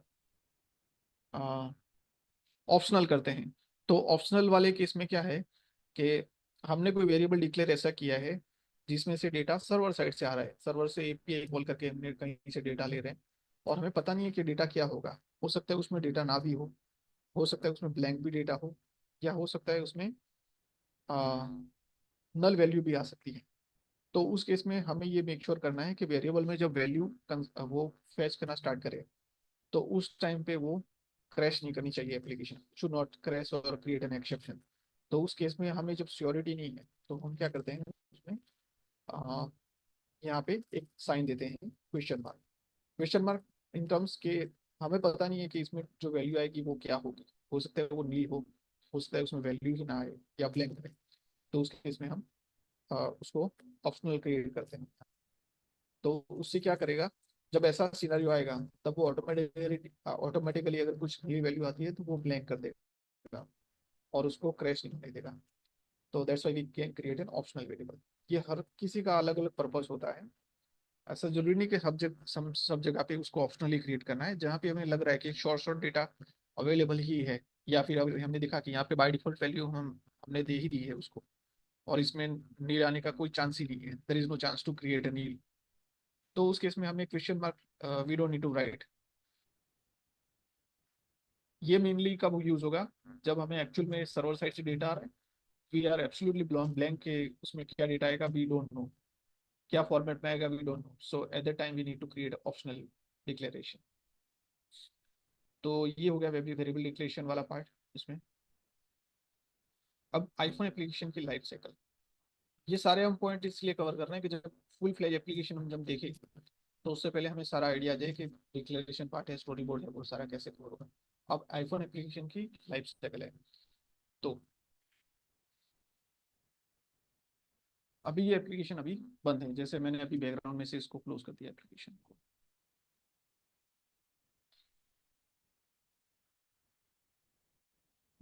तो अभी कोई भी एप्लीकेशन यहाँ पे ओपन नहीं है। फॉर एग्जांपल हम माई ऐप की बात कर लेते हैं, अभी जो हमने क्रिएट किया उसका, तो वो अभी क्या होगा, इनएक्टिव स्टेट में रहेगी।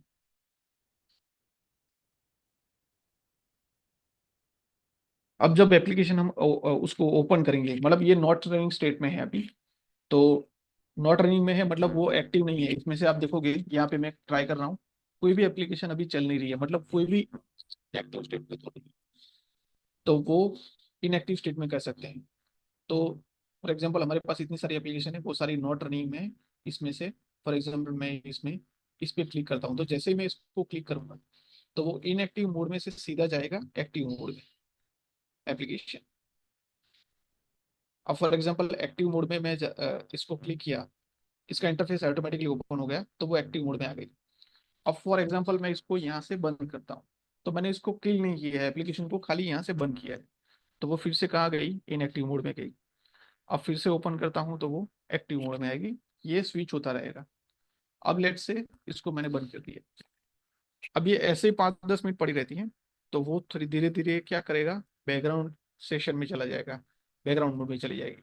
अभी इसका एक्टिव स्टेट है वो एक आध मिनट में, या कभी कभी within few milliseconds वो चेंज कर लेता है बैकग्राउंड स्टेट में, based on the different different processors. So most of the cases में iOS में ऐसा होता है कि वो विद इन फ्यू सेकंड्स ही बैकग्राउंड स्टेट कॉल कर लेगा और उसको बैकग्राउंड में डाल देगा, बैकग्राउंड स्टेट में। अब फॉर एग्जांपल बैकग्राउंड स्टेट में से अभी मुझे उसको नॉट रनिंग स्टेट में लाना है, तो मुझे क्या करना है, मुझे सिंपली यहाँ से इसको क्लोज कर देना है। तो अब जब ये करते हैं तो उस केस में क्या हो जाएगा, एप्लीकेशन सस्पेंड हो जाएगी और वो नॉट रनिंग स्टेट में चली जाएगी। इस तरीके से उसकी लाइफ साइकिल मेंटेन होती है। ये क्यों जरूरी है, आईफोन एप्लीकेशन की लाइफ साइकिल क्यों जरूरी है? तो इसका पर्पस ये होता है कि एप्लीकेशन जब भी हम रन करते हैं, whenever we are running the application, तो एट द टाइम कई सारे उसके फंक्शनल्स फीचर्स ऐसे होते हैं जो कि बैकग्राउंड में चलने चाहिए, बैकग्राउंड में कुछ चीज़ें नहीं चलनी चाहिए। जैसे हमने आगे देखा कि मैप किट भी यूज होता है, तो अगर ऐसी एप्लीकेशन है जहाँ पे वो बैकग्राउंड में भी चलना चाहिए, राइट, तो उस केस में ये जो बैकग्राउंड थ्रेड है उस टाइम पे जो उसकी रिलेवेंट मेथड होती है वो कॉल होती रहती है। Based on that we can track and execute the methods. तो उसके लिए इसकी सारी इवेंट जो है वो ऐप डेलीगेट में हमें मिलती रहती है। हमने ये पूरा नया प्रोजेक्ट बनाया तो उसमें हमने देखा कि यहाँ पे एक ऐप डेलीगेट फाइल बनी, यहाँ से सारा कंट्रोलिंग होता है। ये मेन फाइल है ऐप डेलीगेट की। तो यहाँ पे हमने देखा कि did finish launching with options, ये उसकी लाइफ साइकिल के फर्स्ट पेज हैं। जब भी एप्लीकेशन लॉन्च करेंगे, कोई भी एप्लीकेशन पे ओपन करते हैं, तो वो पहले इसी पेज में जाएगा और ये मेथड कॉल करेगा। बट क्योंकि हमने उसका इनिशियल पेज, ये पेज नहीं है, ये सारी खाली कंट्रोलर फाइल है। उसके अंदर 3 पेजेस है, उसमें से हमने स्टोरी बोर्ड में ये रखा है कि इनिशियल जो व्यू कंट्रोलर है वो सर्वे फॉर्म को दिया हुआ है, तो वो सर्वे फॉर्म को क्लियर और रिडायरेक्ट करेगा। बट उसका जो कोर फाइल है वो यहाँ से कॉल होगी। तो फॉर एग्जांपल हमें कोई चीज़ ऐसी चाहिए जो कि बैकग्राउंड में जाए, एक्टिव स्टेट में जाए, इनएक्टिव स्टेट में जाए, तब हमें कुछ फंक्शंस कॉल कराने हैं, तो वो कैसे कर सकते हैं? तो ये कंट्रोलिंग वाले फाइल में हमें सारे उसकी डेलीगेट मेथड्स वो देता है। लेट से अगर मैं यहाँ पे क्लिक करता हूँ तो यहाँ पे इतनी सारी मेथड्स वो हमें दे रहा है यहाँ पे। तो यहाँ पे हम देख सकते हैं did become active, will resign active, did finish launching, launch options. ये सारी लाइफ साइकिल मेथड है, वो उसकी इनबिल्ट मेथड है। उसमें से हम कोई भी मेथड चाहे, जो भी चाहिए, वो उसको उठा के डायरेक्टली वहां से कॉपी करके we can paste it here. तो उसके बेसिस पे हम उसका जो भी कोड है वो लिख सकते हैं। फॉर एग्जांपल हमें ये लिखना है कि हमारी जो एप्लीकेशन है यहाँ पे उसमें कोई वीडियो प्ले हो रहा है, let's say for example YouTube में ऐसा होता है कि लिस्टिंग जब रुक जाती है तो वहाँ पे वीडियो प्ले होना स्टार्ट होता है, बट जब एप्लीकेशन बैकग्राउंड में जाए तब उसको स्टॉप कर देना चाहिए। तो वो कैसे करेंगे? तो उसके लिए हमें क्या करना है, तो डेलीगेट मेथड में जाएंगे, यहाँ से जो भी बैकग्राउंड वाली मेथड होगी वो यहाँ से हमें कॉल करना है, एंड उस उसमें से जो स्टेट मिल रहा है अपने को, वो स्टेट हमें यूज कर वो स्टेट हमें यहाँ पे गेट करना है, और बेस्ड ऑन दैट हमें उसको जो भी उसका फंक्शन कॉल है, कि फॉर एग्जांपल हमें वीडियो स्टॉप कराना है, तो वो सारे फंक्शन हम यहाँ पे लिख सकते हैं डेलीगेट, ऐप डेलीगेट के। तो बेसिकली एप्लीकेशन के स्टेट मैनेजमेंट है वो सारे इसी डेलीगेट मेथड के अंदर होंगे, ऐप डेलीगेट, और ये ऑटोमेटिकली क्रिएट होती है। कोई भी एप्लीकेशन हम बनाओ तो उसमें ये तो बनी जाए डायरेक्टली। उसके बाद आता है व्यू कंट्रोलर की लाइफ साइकिल। तो व्यू कंट्रोलर क्या है? व्यू कंट्रोलर हमने अभी ऑलरेडी एक देखा कि हमने एक पेज बनाया अभी, जैसे लॉगिन पेज बनाया या होम पेज बनाया, तो उसमें क्या लिखा आता है? UI view controller.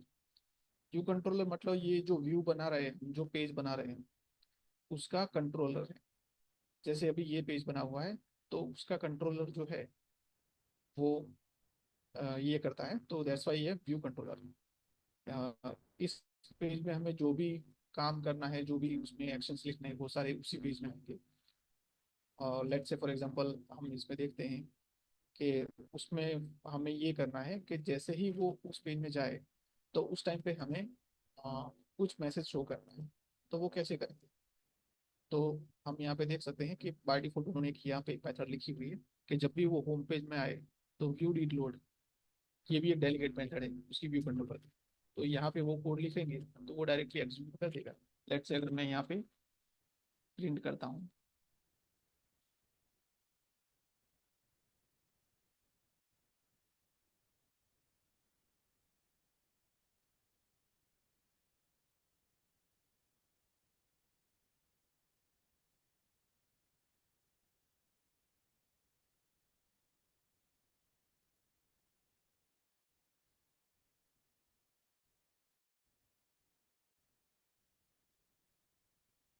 अभी हमने इसको होम पेज को कॉल कराया, but we need to make it initial view controller पहले। तो मैंने इसको इनिशियल व्यू कंट्रोलर बनाया क्योंकि अभी दूसरा पेज था, तो वो दूसरे पेज की मेथड कॉल कर रहा है। हमें क्या करना है कि होम पेज पे पहले आना चाहिए, और होम पेज पे जैसे ही आए वो सीधा ये मैसेज थ्रो करना चाहिए।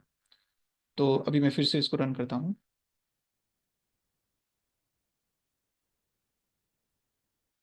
तो इमिडिएटली इसने मुझे मैसेज थ्रो कर दिया, हेलो देयर। तो कोई भी ऐसी चीज़ जो फंक्शनलिटी ऐसी है जो कि हमें उस पेज में लिखनी है कि जब भी वो पेज में आ जाए तब ये चीज़ कॉल होनी चाहिए, तो इसके लिए हम ये यहाँ पे लिख सकते हैं। तो ऐसी ये एक पेज बना, ऐसी एक मेथड है, ऐसी बहुत सारी मेथड इसमें अवेलेबल होती है जो बेस्ड ऑन दैट हम कॉल कर सकते हैं। जैसे व्यू विल अपीयर होती है, व्यू डिड अपीयर होती है। व्यू विल अपीयर कब होगी? कि जैसे ही पेज नेविगेट होना स्टार्ट होता है उस टाइम पे वो व्यू विल अपीयर को कॉल करेगा। और जैसे ही उस पेज में से बाहर निकलते हैं, फॉर एग्जांपल दो पेजेस हैं, मैं क्लिक करके दूसरे पेज में जा रहा हूँ, तो उस टाइम पे ये पेज जो है वो डिसअपियर हो जाएगा यहाँ से विंडो में से। तो उस टाइम पे वो view did appear method call कराएगा। तो जैसे हमने वीडियो का एग्जांपल देखा था कि इस पेज में वीडियो चल रहा है फॉर एग्जांपल, और मुझे उसको बंद कराना है, जब भी नेक्स्ट पेज में जाए तो वो बंद हो जाना चाहिए। तो बटन क्लिक पे व्यू डिड अपीयर जो मेथड होगी वो कॉल हो जाएगी, ऑटोमेटिकली होगी, हमें कुछ भी नहीं करना है। जैसे व्यू डिड कॉल हो रहा है यहाँ पे, वैसे वो मेथड कॉल हो जाएगी, और उस मेथड पे हमें खाली वीडियो को स्टॉप कराने का फंक्शन लिखना है, और वो ऑटोमेटिकली स्टॉप कर लेगा। और ये view disappear and view will disappear है, वो मेथड भी ऐसे ही काम करेगी, बट उसके सीक्वेंसिंग अलग अलग होगी। जैसे अगर व्यू विल अपीयर हो वो पहले कॉल होगी, और जो डीड वाली मेथड होगी वो बाद में कॉल होगी। सीक्वेंसिंग अलग अलग हो सकते हैं। और व्यू विल अपीयर ये है कि जैसे ही उसका ट्रांजिशन एनिमेशन स्टार्ट होगा पेज में जाने का, वो इमीडिएट बेसिस पे उसको कॉल कर देगा। तो आपको कोई ऐसी चीज करानी है जो इमीडिएटली कॉल होनी चाहिए, तो हम व्यू विल अपीयर में लिख सकते हैं। तो ये इसकी लाइफ साइकिल है कोई भी पेज की। जैसे लॉगिन पेज है, होम पेज है, सर्वे फॉर्म है, ऐसे कोई भी पेज हम बनाते हैं तो उसकी लाइफ साइकिल इस तरह से उसकी चलेगी और इंडिविजुअल चलेगी। जो हमने ऊपर देखा था लाइफ साइकिल, वो एक एप्लीकेशन के स्टेट की चल रही थी कि ये पूरे एप्लीकेशन का स्टेट कैसे मेंटेन होगा, पूरा थ्रेड कैसे मेंटेन होगा, ये इसकी है। बट उसके अंदर जो डिफरेंट डिफरेंट पेजेस हैं, जैसे अगर 10-15 पेजेस हैं, तो कौन सा पेज ओपन है, उस बेसिस पे उसकी ये जो इवेंट है वो कॉल होती रहेगी। या और ये सारी जो इवेंट है वो इनबिल्ट आती है। लेट्स से अगर हम यहाँ पे देखें, व्यू डीड लोड है, हमें कोई दूसरी भी चाहिए यहाँ से, जैसे ये फ्लैग अवेलेबल है, वैसे यहाँ पे देखो व्यू डीड अपीयर अवेलेबल है, विल डिसअपीयर अवेलेबल है। हमें इसमें से कोई भी चाहिए, तो हम यहाँ पे लेट्स से कैसे यूज़ करना है, तो इसको कॉपी करना है यहाँ पे, और हमें यहाँ पे,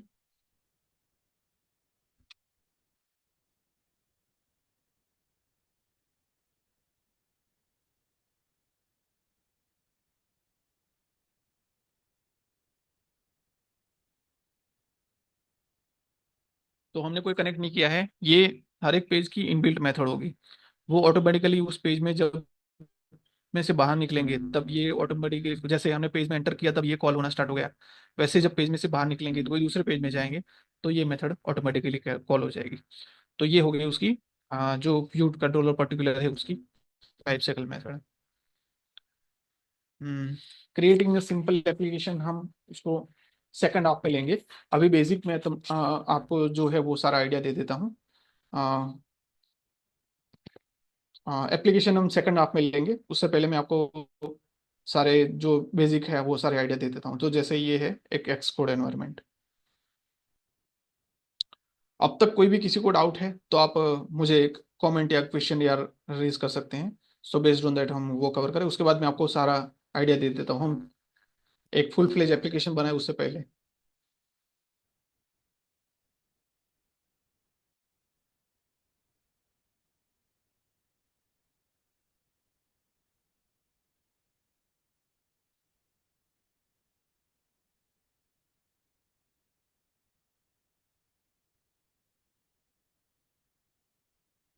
ओके, सो मैं आगे इसमें कंटिन्यू करता हूँ।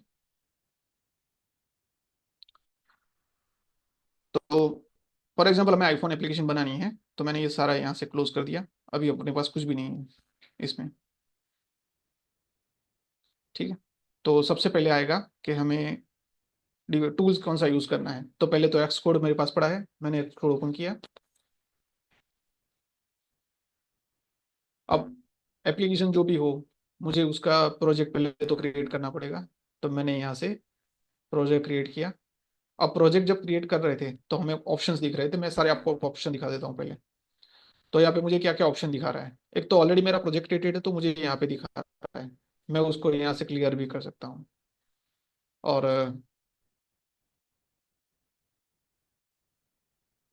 क्लियर मेनू करेंगे तो सारे जो वहाँ से क्विक ऑप्शन है वो सारे चले जाएंगे। अब यहाँ पे दूसरे भी दो ऑप्शन दिख रहे हैं, clone git repository, open existing project. For example मेरा ऑलरेडी कहीं पे पड़ा है प्रोजेक्ट, मुझे वहां से ओपन करना है, तो वो भी मैं कर सकता हूँ।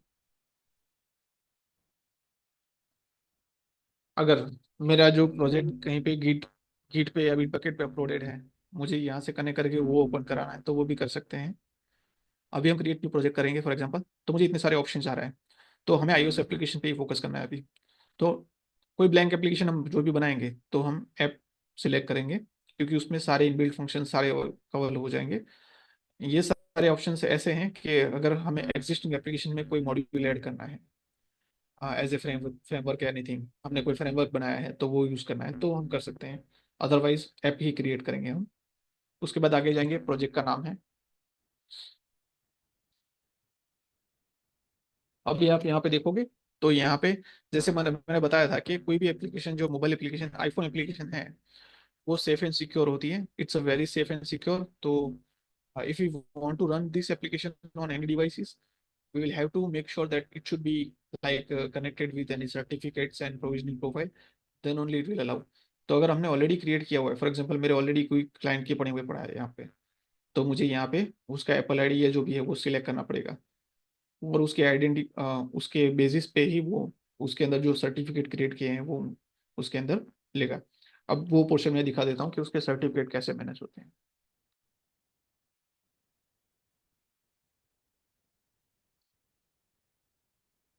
जैसे ये जो भी डेवलपर अकाउंट है उसके अंदर मैं गया। तो एज यू कैन सी यहाँ पे बहुत सारी चीजें दिखा रहा है, बट मुझे ये काम करना है कि मैं जो डेमो ऐप बना रहा हूँ वो मुझे कोई क्लाइंट के या किसी के भी मेरे आईफोन डिवाइस में चलो इंस्टॉल करना है। तो उसके लिए मुझे क्या करना पड़ेगा, मुझे वो करना है बस, बाकी कुछ नहीं। तो यहाँ पे जाके मुझे क्या करना पड़ेगा, सर्टिफिकेट एक क्रिएट करना पड़ेगा। और उस सर्टिफिकेट के अंदर जो की है वो की चेन में से आके और लेके मुझे वहां पे डालना है। वो कैसे करेंगे, तो की चेन में गए, यहाँ से रिक्वेस्ट है सर्टिफिकेट फ्रॉम सर्टिफिकेट अथॉरिटी, ये करना है। यहाँ पे ईमेल आईडी डालोगे आप।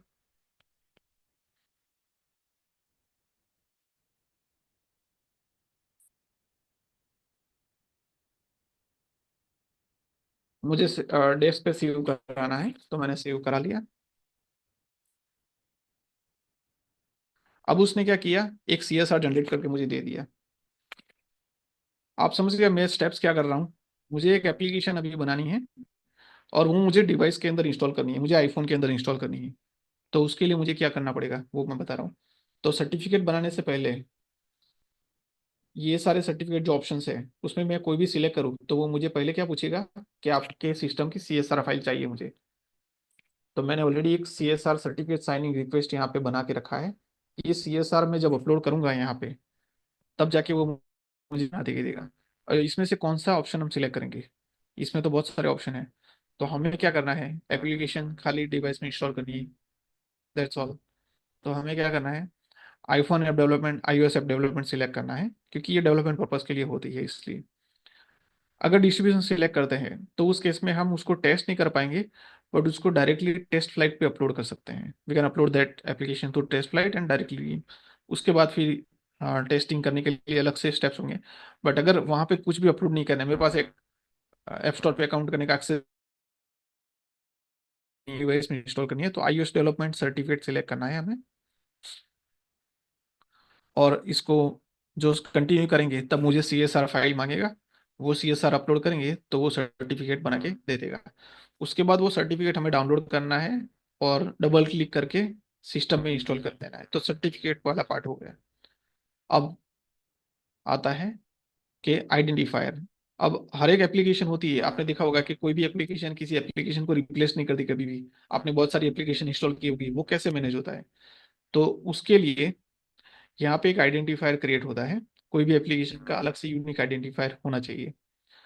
तो आइडेंटिफायर जब क्रिएट करते हैं उसमें भी बहुत सारे ऑप्शंस अवेलेबल हैं। तो हमें क्या करना है, एक ऐप आईडी बनाना है नॉर्मली। एक मेरी मोबाइल एप्लीकेशन है उसका आईडी बनाना है। ऐप है या क्लिक है, तो क्लिक मोस्टली क्या होता है, कोई डेमो एप्लीकेशन बनानी है जिसमें सारे फीचर्स अवेलेबल नहीं है तो क्लिक में कर सकते हैं। हमारी फुल फ्लेज एप्लीकेशन है लेट से, तो यहाँ पे क्लिक के क्लिक।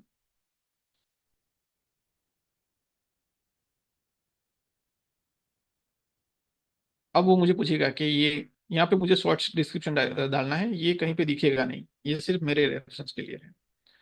तो यहाँ पे मुझे शॉर्ट डिस्क्रिप्शन डालना है कि ये डेमो ऐप का है। अब डेमो ऐप जो है उसका बंडल आईडी हमें बनाना है। बंडल आईडी क्या होता है, तो कोई भी प्रोजेक्ट बनाएंगे तो उसमें हम देख सकते हैं उसका आइडेंटिफायर यहाँ पे क्रिएट हो रहा है। तो वही जो है वो उसका यूनिक आइडेंटिफायर होगा और उसी के बेसिस पे वो डिफरेंशिएट करेगी मेरे अकाउंट के सारी एप्लीकेशन के अंदर। अगर फॉर एग्जांपल मेरे अकाउंट में कोई ऑलरेडी एप्लीकेशन चढ़ी है जिसमें कॉम डॉट टेस्ट ऐप है, तो वो मैं यूज़ नहीं कर पाऊंगा। मुझे कॉम डॉट डेमो ऐप एक अलग से इसका नाम है वैसे ही रखना है। तो वो हमने कॉम डॉट डेमो ऐप कर दिया। अब जब हम उसकी आ, यहाँ पे आईडी बनाते हैं तब हमें मेक श्योर करना है कि जो भी नाम यहाँ पे रखा है वही नाम यहाँ पे रखिए। अब फॉर एग्जांपल हमने यहाँ पे कोई दूसरा नाम डाल दिया और हमें वहाँ पे जाके फिर प्रोजेक्ट अगर हमने ऑलरेडी क्रिएट किया है तो वहाँ पे जाके हम सेटिंग्स में चेंज भी कर सकते हैं। तो मेक श्योर करना है कि दोनों जगह पे सेम हो जाए। तो यहाँ पे वो बंडल आईडी हम ऐड कर सकते हैं, यही वाला यहाँ पे किया। अब डिस्क्रिप्शन भी डाल दिया।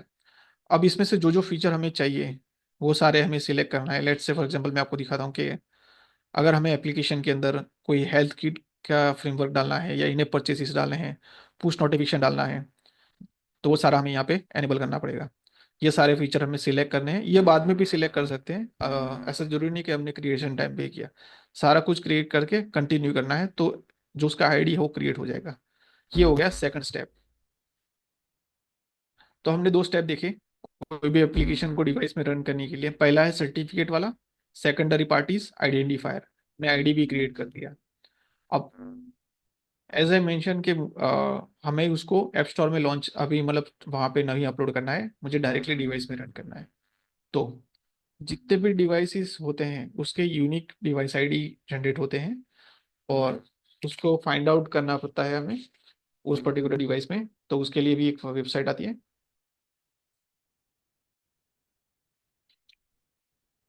कोई भी एप्पल डिवाइसेस है उसके अंदर ये साइट आप रन करो, तो वो डायरेक्टली आपको डिवाइस आईडी दे देगा।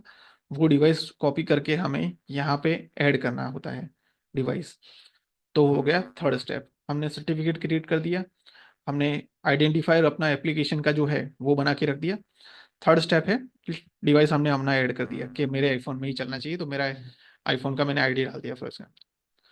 अब फोर्थ स्टेप आता है प्रोविजनिंग प्रोफाइल। प्रोविजनिंग प्रोफाइल क्या होता है? तो प्रोविजनिंग प्रोफाइल जब हम क्रिएट करते हैं यहाँ पे मुझे पूछ रहा है फिर से, जैसे हमने सर्टिफिकेट बनाया था उस टाइम पे जो पूछा था वही स्टेप पूछ रहा है। तो यहाँ पे क्या करना है मुझे, डेवलपमेंट पर्पज के लिए बनानी है। तो that's I am creating development, selecting. अब हमने जो ऐप आईडी बनाया था वो यहाँ पे मुझे ड्रॉप डाउन में दिखाया गया, आपने क्या डाला था यहाँ पे। तो हमने जो भी पैकेज डाला है वो वहाँ पे हमने सेकंड स्टेप में लिया था, वो यहाँ पे जाके लेट से सिलेक्ट करना है जो भी हमने सिलेक्ट किया था वो। और ये कोई एप्लीकेशन में अगर ऑलरेडी यूज हो गया है तो फिर दूसरी एप्लीकेशन में वो यूज नहीं करने देगा उसको, क्योंकि वो यूनिक है। तो ऐसे हमें उसको सिलेक्ट करना है, और जब कंटिन्यू करेंगे उसके बाद मुझे एक प्रोफाइल बना के देगा जो कि मुझे डाउनलोड करना है, और डबल क्लिक करेंगे तो वो डायरेक्टली यहाँ पे इंस्टॉल हो जाएगा प्रोविजनिंग प्रोफाइल। तो ये हो गया थर्ड स्टेप। फोर्थ स्टेप इसका, हमने डिवाइस भी डाल दिया, प्रोविजनिंग प्रोफाइल भी डाल दिया, अब काम हो गया। अब फॉर एग्जांपल डेमो ऐप बन गई है इसमें। तो स्टोरी बोर्ड मैंने सिलेक्ट किया, लैंग्वेज सिलेक्ट किया, स्टोरेज अभी मुझे चाहिए नहीं, बाद में हम अपडेट कर सकते हैं। नेक्स्ट, हमें पाथ सिलेक्ट करना है, तो मैंने डेस्कटॉप पे अभी एक एप्लीकेशन क्रिएट कर दिया।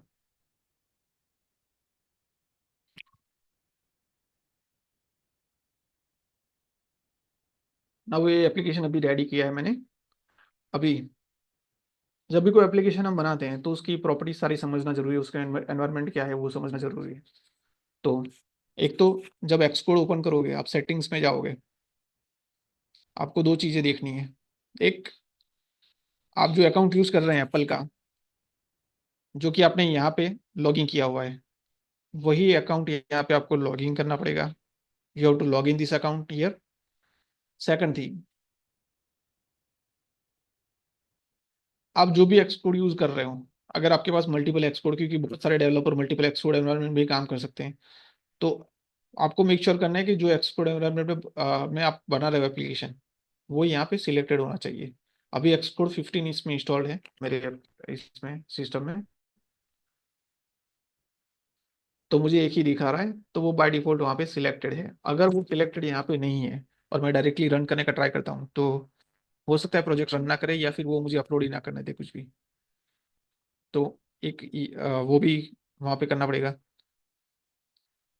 उसके बाद आर्काइव्स का जो पाथ है वो हम डिफरेंट कर सकते हैं कि फॉर एग्जांपल हम जो भी बिल्ड बना रहे हैं एप्लीकेशन की, वो कहाँ पे स्टोर होगी, तो वो सारी आर्काइव्स में जाती है, और वहाँ पे उसकी आईपी फाइल बन के रेडी होती है।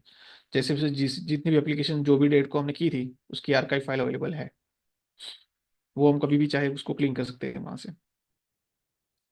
उसके बाद आता है डिराइव डेटा। तो कोई भी एप्लीकेशन हम जब रन करते हैं एक्सपोर्ट में यहाँ पे, तो उसका जो कैच कंट्रोल मैनेजमेंट होता है सारा वो डिराइव डेटा में होता है।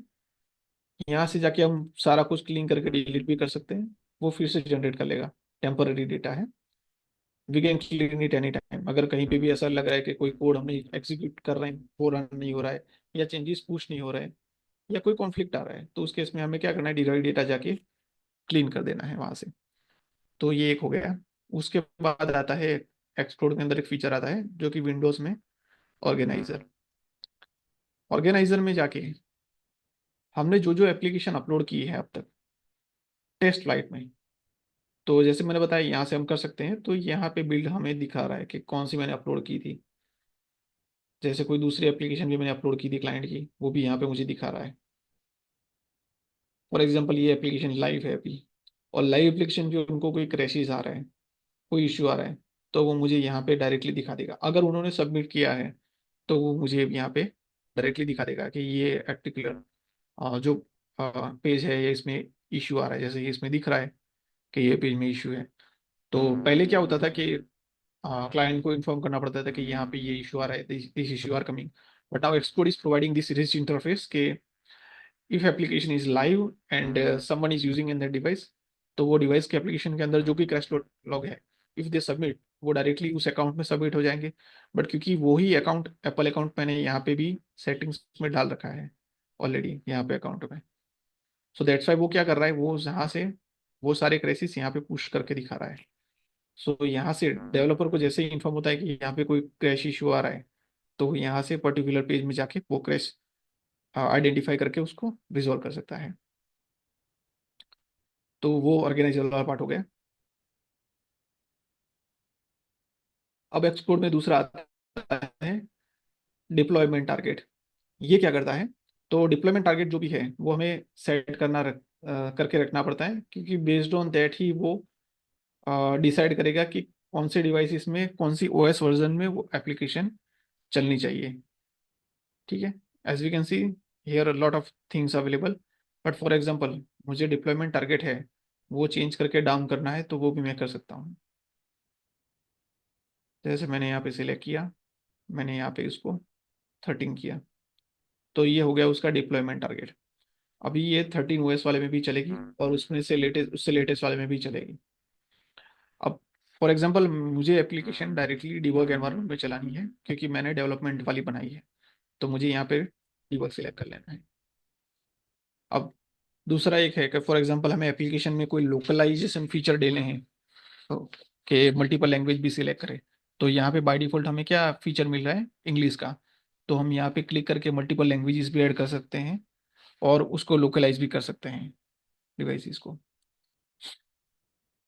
उसके बाद यहाँ से हमें रन का ऑप्शन है कि इमीडिएटली जब भी हमें रन करनी है तो कर सकते हैं एप्लीकेशन, डिवाइस सिलेक्ट कर सकते हैं, और उसी बेसिस पे वो डायरेक्टली क्लिक करेंगे तो रन हो जाएगा।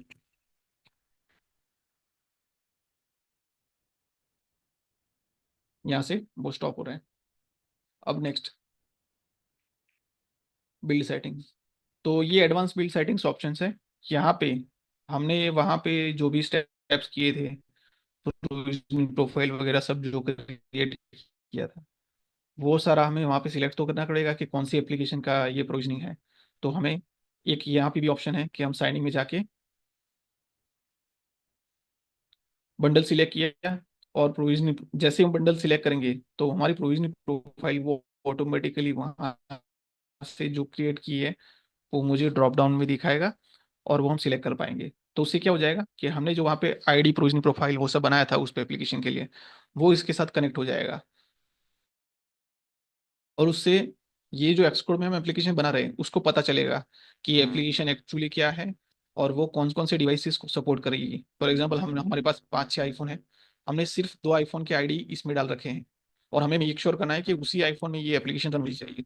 तो जब हम प्रोफाइल सिलेक्ट करेंगे तो उसको वो प्रॉपर्टी भी मिल जाएगी कि इसमें से जो भी बिल्ड बनेगी वो उसी 2 डिवाइसेस में चलेगी, बाकी के डिवाइस में वो अलाउ नहीं करेगा। तो इस तरह से वो सेटिंग करेगी उसका सारे। नेक्स्ट इसमें क्या आती है, ऐप डेलीगेट फाइल, जो कि मैंने बताया कि ऐप डेलीगेट ये इनबिल्ट फाइल आती है, और ये एप्लीकेशन का लाइफ साइकिल प्लस एप्लीकेशन का जो स्टेट मैनेजमेंट है वो सारा ऐप डेलीगेट में से हैंडल होगा। उसके बाद आता है scene delegate. Scene delegate mostly अभी यूज नहीं होता है। ये इसलिए होता है कि अभी क्या हो रहा है कि एप्लीकेशन मल्टीपल सीन्स भी, मल्टीपल कंट्रोलर भी कंट्रोल कर सकती है, कोई भी एप्लीकेशन है मल्टीपल प्रोसेस मेंटेन कर सकती है, तो उसके लिए सीन डेलीगेट यूज होता है। जैसे ऐप स्विचर आता है कि आप एप्लीकेशन को स्विच भी कर सकते हो और उसके बेसिस पे उसका जो स्टेट है वो मेंटेन कर सकते हो, तो उसके लिए सीन डेलीगेट आता है। उसके बाद है व्यू कंट्रोलर। तो हमने पेज जब नया बनाया, कोई भी प्रोजेक्ट नया बनाया, तो उसने बाय डिफॉल्ट हमें एक पेज बना के दे दिया। अब इसको यूज करना है तो हम कर सकते हैं, अदरवाइज हम डिलीट करके नया पेज भी बना सकते हैं, या फिर इसी का रीनेम करके हम इसी को यूज कर सकते हैं। कि चलो मैंने इसको होम पेज बना दिया, बट इस पेज यहाँ पे जो भी चेंज करेंगे उसको रीनेम करेंगे तो हमें ये मेक श्योर करना है कि दो जगह पे इसका नाम चेंज होना चाहिए। एक है यहाँ पे इसका नाम, क्योंकि हम देखते हैं कि यूआई किट इंपोर्ट हुआ है, उसके बाद ये क्लास क्रिएट कर रहा है वो होम पेज का, जिसमें वो उसका नाम आ रहा है, जो भी नाम रखा है वो यहाँ पे आना चाहिए, और उसका टाइप है यूआई व्यू कंट्रोलर टाइप। तो दैट्स वाई वो नाम, उसके बाद इसका सिंटेक्स इस तरह से है। उसके बाद उसकी इनबिल्ट मेथड के ये पेज में आने के बाद इमीडिएटली उसको क्या करना है, वो जो लॉजिक है वो सारा it will come under this. Next, next कहाँ पे चेंज होना चाहिए, तो ये व्यू कंट्रोलर उसने जो बना के दिया उसका उसने यहाँ पे भी नाम यही रखा है व्यू कंट्रोलर, तो वो भी हमें चेंज करना पड़ेगा, otherwise it will create an issue. वो कम्युनिकेट ही नहीं कर पाएगा, जो डिजाइन एंड कोड पार्ट है उसको कम्युनिकेट नहीं कर पाएगा अगर कोई भी डिफरेंसेस आते हैं तो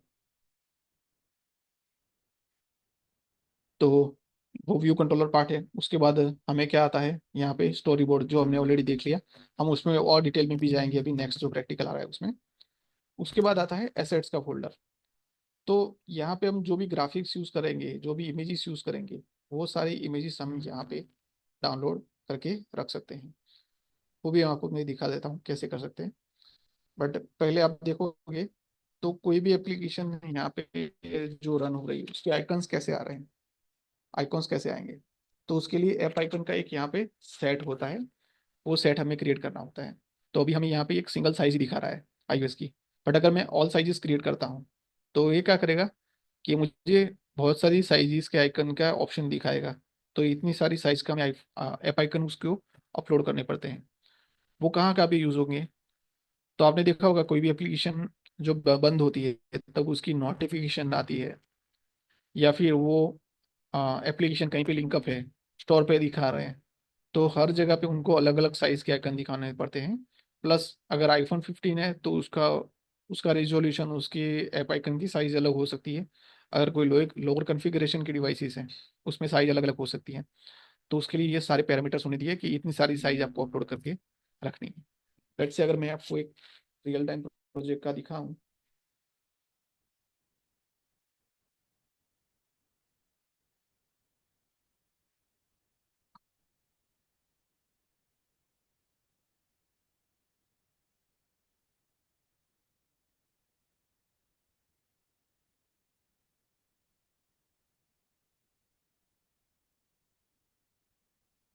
एज यू कैन सी के यहाँ पे जितने भी साइजेस हैं वो सारे साइज के ऐप आइकन बना के रख दिए हैं। तो अब जब एप्लीकेशन लॉन्च करेंगे तो ये सारे डिवाइस जो आईपीए फाइल या जो भी बिल्ड बनती है उसके अंदर ये सारे कॉम्पैक्ट होके चले जाते हैं, और जहाँ पे जो बिल्ड ये एप्लीकेशन दिखेगी बेस्ड ऑन दैट वो जो भी साइज चाहिए वो एक्सट्रैक्ट करके उसमें से ले लेगा।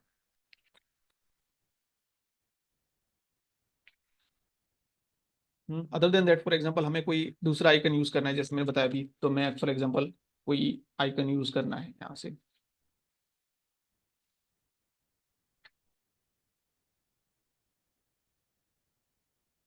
तो फॉर एग्जांपल मैंने इसको डाउनलोड कर लिया यहाँ पे पीएनजी फॉर्म में।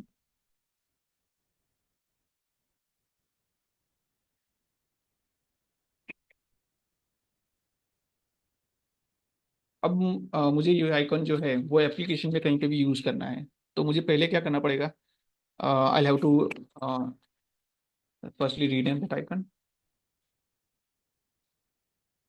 और ये जो है मुझे उसकी साइज जो है वो पहले तो डिसाइड करनी पड़ेगी कि कौन सी साइज रखनी है मुझे।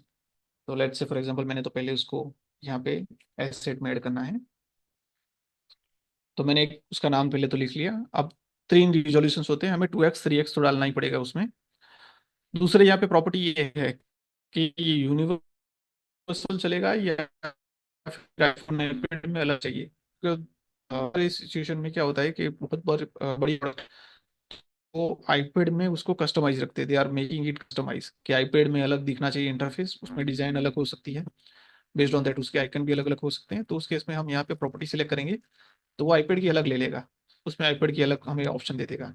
बट अगर यूनिवर्सल है तो उस केस में icon will be same, so we can select like this.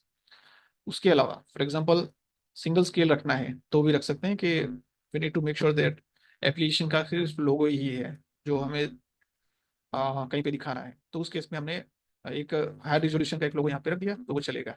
But जैसे छोटे छोटे जो आइकन होते हैं जो कि हमें मेक श्योर करना पड़ता है कि वो अलग अलग रिजोल्यूशन में सही से दिखे, तो उसके लिए हमें ये करना है कि यहाँ से इंडिविजुअल स्केल डाल दिया।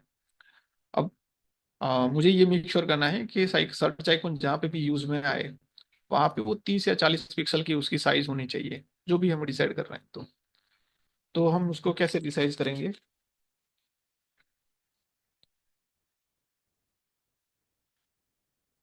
फर्स्टली, अगर मैं 30 पिक्सल या 40 पिक्सल का यूज कर रहा हूँ तो मुझे मेक श्योर करना है कि उसका 3x वर्जन मेरे पास मिनिमम होना चाहिए। तो मैं क्या कर रहा हूँ, उसको रिसाइज करके यहाँ से 3x उसका बना देता हूँ 120 पिक्सल।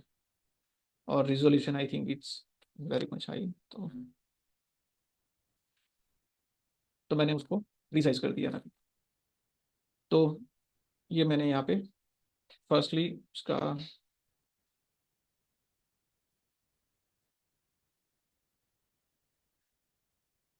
तो हमने डिसाइड किया कि उसको 40 पिक्सल, तो उसका आइकन जो रियल टाइम आइकन है वो साइज वो दिखनी चाहिए। तो हम उसकी अलग अलग साइज जो है वो यहाँ पे क्रिएट कर लेते हैं।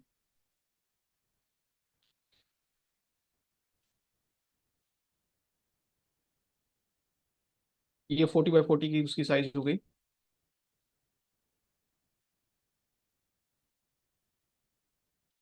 ये मैंने 1x में डाल दिया। अभी 2x में उसका डबल हो जाएगा।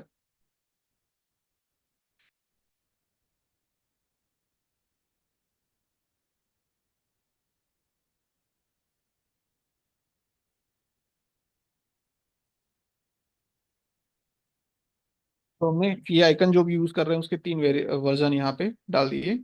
अब बेस्ड ऑन दैट जो भी डिवाइस में वो इंस्टॉल कर रहा है, जैसे कोई डिवाइस में उसमें 3x रिजोल्यूशन यूज हो रहा है, तो वो उस बेसिस पे यहाँ से जो भी साइज है वो एक्सट्रा करके वो ले लेगा। तो इस तरह से उसका जो एसेट्स पार्ट है वो मेंटेन कर सकते हैं, मल्टीपल एसेट्स यहाँ से क्रिएट कर सकते हैं।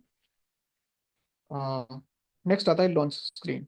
तो कोई भी एप्लीकेशन हम रन करते हैं तो उससे पहले हमने देखा होगा कि लोगो आता है, और उसके बाद वो एप्लीकेशन स्टार्ट करता है। तो जैसे हमारे एप्लीकेशन है, अभी हमने लॉन्च किया, माइक्रो सेकंड के लिए वो वाइट स्क्रीन दिखा रहा था, वो वाइट स्क्रीन है लोगो, स्प्लैश स्क्रीन हम कह सकते हैं उसको।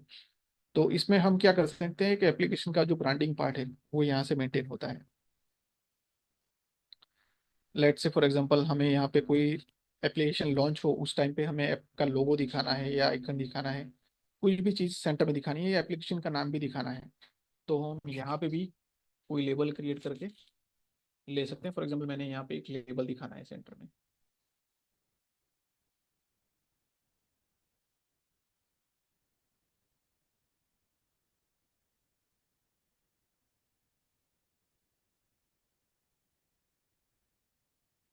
तो जैसे हमने ये स्टोरी बोर्ड बनाया था जिसमें मल्टीपल व्यूज आते हैं, लॉन्च स्क्रीन भी एक स्टोरी बोर्ड ही है, बट इसमें एक ही पेज आएगा और ये स्टार्टिंग में ही दिखेगा बिकॉज ये as a splash screen use हो रहा है अभी। तो जब भी आप एप्लीकेशन लॉन्च करेंगे तब स्प्लैश वाला जो पेज है वो आएगा, बट वो with in micro second disappear हो जाएगा। रीजन इज के उसका जो डिफॉल्ट टाइम पीरियड होता है वो कम होता है, और मोस्टली उसको कस्टमाइज करके हम उसकी टाइम बढ़ा सकते हैं कि फॉर एग्जांपल हमें स्प्लैश स्क्रीन जो है एप्लीकेशन जब लॉन्च हो तब 4 या 5 सेकंड के लिए उसका लोगो ही दिखना चाहिए, उसके बाद ही एप्लीकेशन में जाना चाहिए। अगर वैसा करना है तो हम डिले भी दे सकते हैं। वो एडवांस कम्युनिकेशन भी हो सकता है इसमें आप डेलीगेट में, जो कि हम कर सकते हैं। तो लेट्स से फॉर एग्जांपल हमने स्प्लैश क्रिएट यहाँ किया।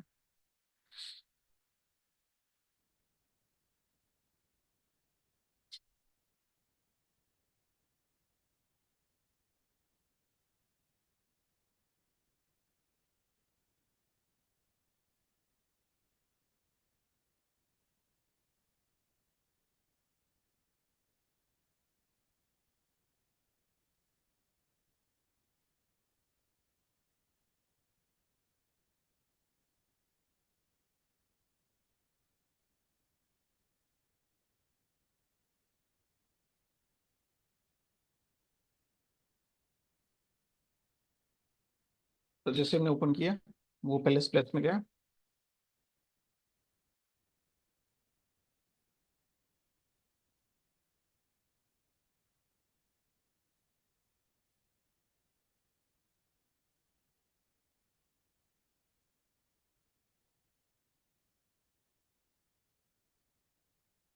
अब लेट्स से फॉर एग्जांपल हमें यहाँ पे उसकी जगह पे कोई लोगो यूज़ करना है, तो हम डायरेक्टली यहाँ पे इसकी जगह पे जैसे सारे कंपोनेंट्स अवेलेबल है, लेबल है, टेक्स्ट फिल है या कोई भी है, तो हम उसकी जगह पे हमें क्या करना है, इमेज व्यू लेना है। अब यहाँ पे इमेज व्यू में हमें जो भी इमेज हमने एसेट्स में डाली थी, फॉर एग्जांपल हमने कोई लोगो यूज़ करना है, तो हमने लोगो यहाँ पे ऐड कर देना है। 1x 2x 3x, अगर सिंगल स्केल लोगो है तो वो भी हम ये ऐड कर सकते हैं यहाँ पे। और वो ऐड करके हमें लॉन्च स्क्रीन में इमेज व्यू के अंदर वो लोगो सिलेक्ट कर देना है, नाम। जैसे फॉर एग्जांपल अभी सर्च आइकन है अवेलेबल, तो सर्च आइकन वो दिखा रहा है। वैसे अगर कोई भी फिर उसकी साइज अगर चेंज करनी है तो यहाँ से साइज चेंज कर ली।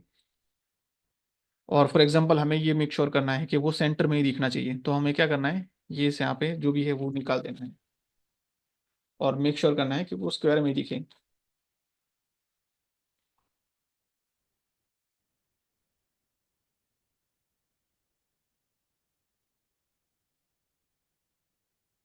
तो वो सेंटर में ही दिखेगा इस तरह से।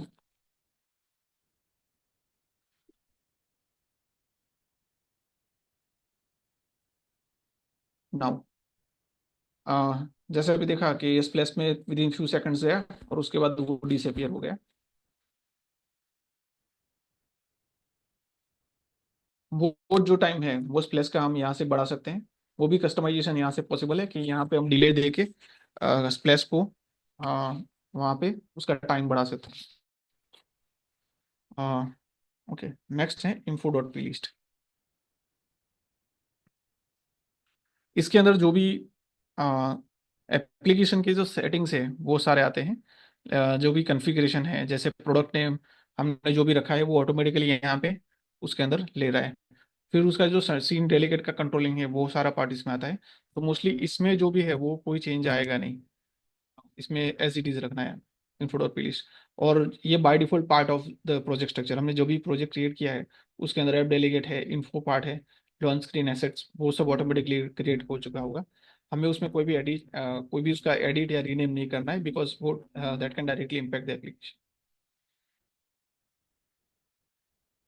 उसके बाद यहाँ पे जो प्रोजेक्ट की प्रॉपर्टीज आती है उसमें ये होता है कि फॉर एग्जांपल हमने एप्लीकेशन यहाँ पे देखा कि उसके अंदर जब लॉन्च होगा तब क्या आएगा, तो उसके लिए उसने launch screen before the file base name, तो उसका नाम जो है अभी यहाँ पे लॉन्च स्क्रीन दिया हुआ है। सो यहाँ पे लॉन्च स्क्रीन वो ऑटोमेटिकली इसलिए ले रहा है क्योंकि हमने जो प्रॉपर्टी है वहाँ पे ऐसे रखी हुई है कि जब भी एप्लीकेशन लॉन्च हो तो। अब लेट्स से फॉर एग्जांपल हमने जो स्प्लैश है वो कस्टमाइज बनाया है, इसको डिलीट करके, तो नया अगर जो भी नाम का बनाया है वो यहाँ पे हमें सेट करना पड़ेगा और उसको कॉन्फ़िगर करना पड़ेगा, तभी वो जाके वो नया स्पेस लेगा। उसके बाद लेट्स से स्टोरी बोर्ड। तो story board for example multiple create किए हैं, हमारे केस में भी एक ही है मेन स्टोरी बोर्ड, तो वो वहाँ पे सेटिंग में हमें सेव करके हुई इसमें रखा हुआ है, इसलिए वो यहाँ पे ले रहा है। अब बंडल नेम, तो बंडल नेम में जो हमने वहाँ पे कॉन्फ़िगरेशन में सेट किया हुआ है इसलिए वो ले रहा है। अब फॉर एग्जांपल हमें चेंज करना है इसमें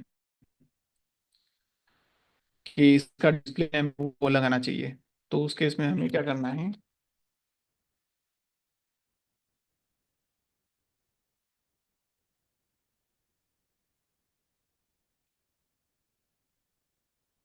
तो एज यू कैन सी यहाँ पे जो नाम है वो चेंज हो गया है। हमें एप्लीकेशन का जो भी नाम रखना है वो हम यहाँ से उस प्रॉपर्टी चेंज कर सकते हैं। उसके बाद जो प्रॉपर्टी आती है वो है पैकेज। पैकेज तो हमने ऑलरेडी देख लिया कि हमने अ, यहाँ से आइडेंटिफायर प्रोविजनिंग प्रोफाइल जो बनाई थी, अब जो प्रोविजनिंग प्रोफाइल बनाई थी उसमें आइडेंटिफायर हमने यूज़ किया था, और वो आइडेंटिफायर में हमने जो भी नाम दिया था वो यहाँ पे हमने सेट करके रखा है, तो वो ऑटोमेटिकली उसके साथ कम्युनिकेट कर रहे हैं। उसके बाद आता है वर्जनिंग वाला पार्ट। वर्जनिंग बाय डिफॉल्ट 1.0 है, और फॉर एग्जांपल 1.0 वाला वर्जन ही है, उसी को आप मल्टीपल टाइम चेक करके यहाँ पे अपलोड करना चाहते हो, तो आपको बार बार वर्जनिंग चेंज नहीं करनी है। तो आपको क्या करना है उस केस में, you just need to increase the build number. ये सिनेरियो कब काम में आएगा, लेट्स से फॉर एग्जांपल आपने एक बिल्ड अपलोड की, उसमें आपको कोई इश्यूज आ रहे हैं, क्लाइंट ने कोई इशू बताया कि ये हो रहा है, ये इशू आ रहा है, वो आ रहा है, तो आपको क्या करना पड़ेगा, इमीडिएटली चेंजेस करके फिक्स करके आपको नया वर्जन अपलोड करना पड़ेगा। तो how we can manage that, आपको वर्जन तो चेंज नहीं करना है क्योंकि आपने वो लाइव ही नहीं किया एप्लीकेशन अभी। तो उस केस में आपको just increase the build number यहाँ से 2 कर दिया और फिर से अपलोड कर दिया, तो वो सिमिलर वर्जन में 2 करके यहाँ पे दूसरा दिखाएगा। तो ऐसे ये सारे बीटा वर्जन अभी दिखा रहा है।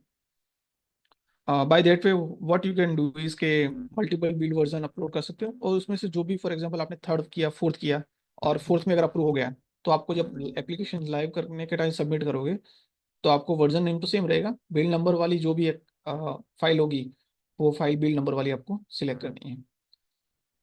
उसके बाद आती है प्रॉपर्टी एक्सकोड के अंदर, वो है ओरिएंटेशन वाला पार्ट। तो फॉर एग्जांपल हमने एप्लीकेशन अभी ऐसा रखा है इसमें बाय डिफॉल्ट प्रॉपर्टी कि वो कैसा बिहेवियर करेगा। फॉर एग्जांपल लॉन्चिंग के टाइम पे वो लैंडस्केप में होना चाहिए कि नहीं होना चाहिए। जैसे अभी ये पोर्ट्रेट या लैंडस्केप दोनों सपोर्ट कर रहा है।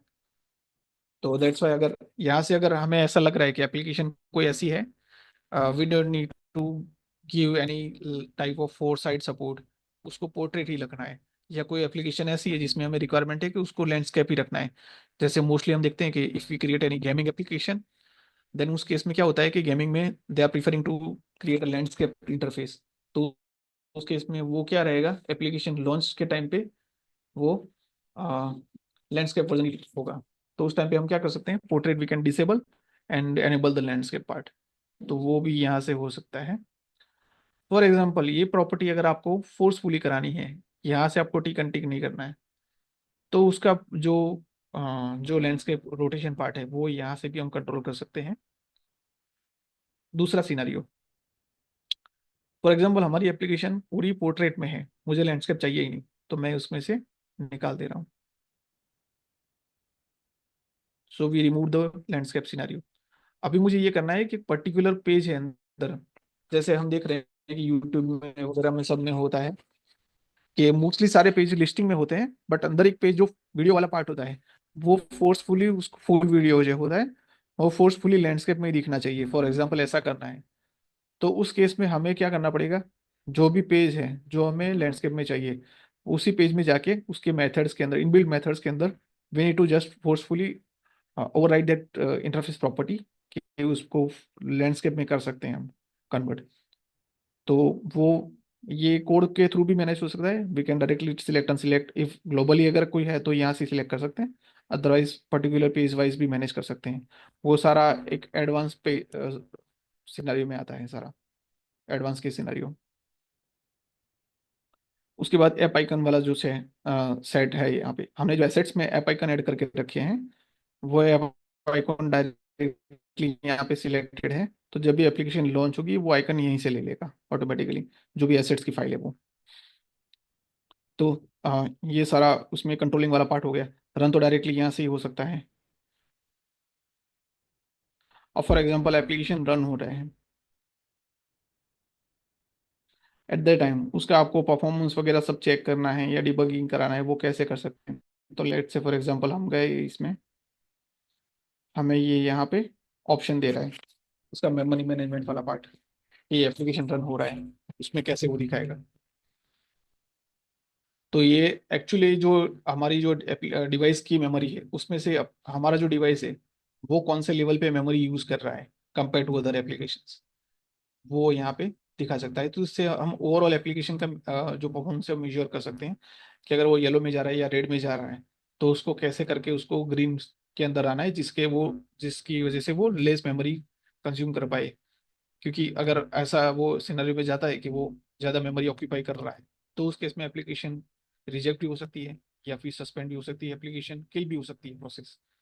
सो ये एक्सकोड का टूल अवेलेबल है जहाँ से हम ये सारा मैनेज कर सकते हैं।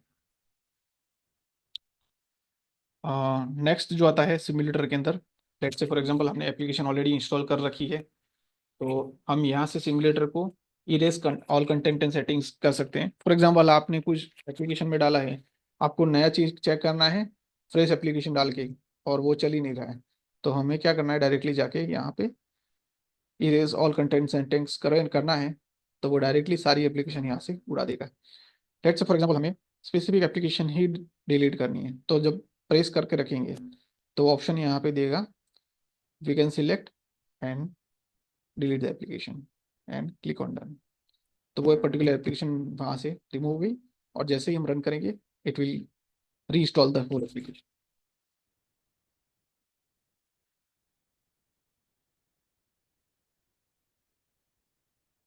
ओके, यहाँ तक हमने जो देखा कि जो भी टूल्स यूज हो रहा है, कैसे को क्या यूज हो रहा है वो सारा, उसमें अगर किसी को कोई डाउट है, क्योंकि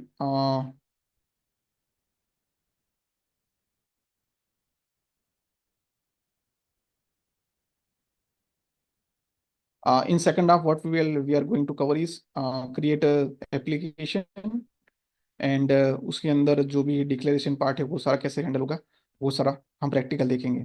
सो अभी तक हमने जो भी देखा है लाइफ साइकिल वगैरह सब जो भी है, इसमें कोई डाउट है, कोई एक्सकोड में कोई समझ में ना आ रहा हो ऐसा कुछ भी, एनीथिंग, एनी क्वेरीज?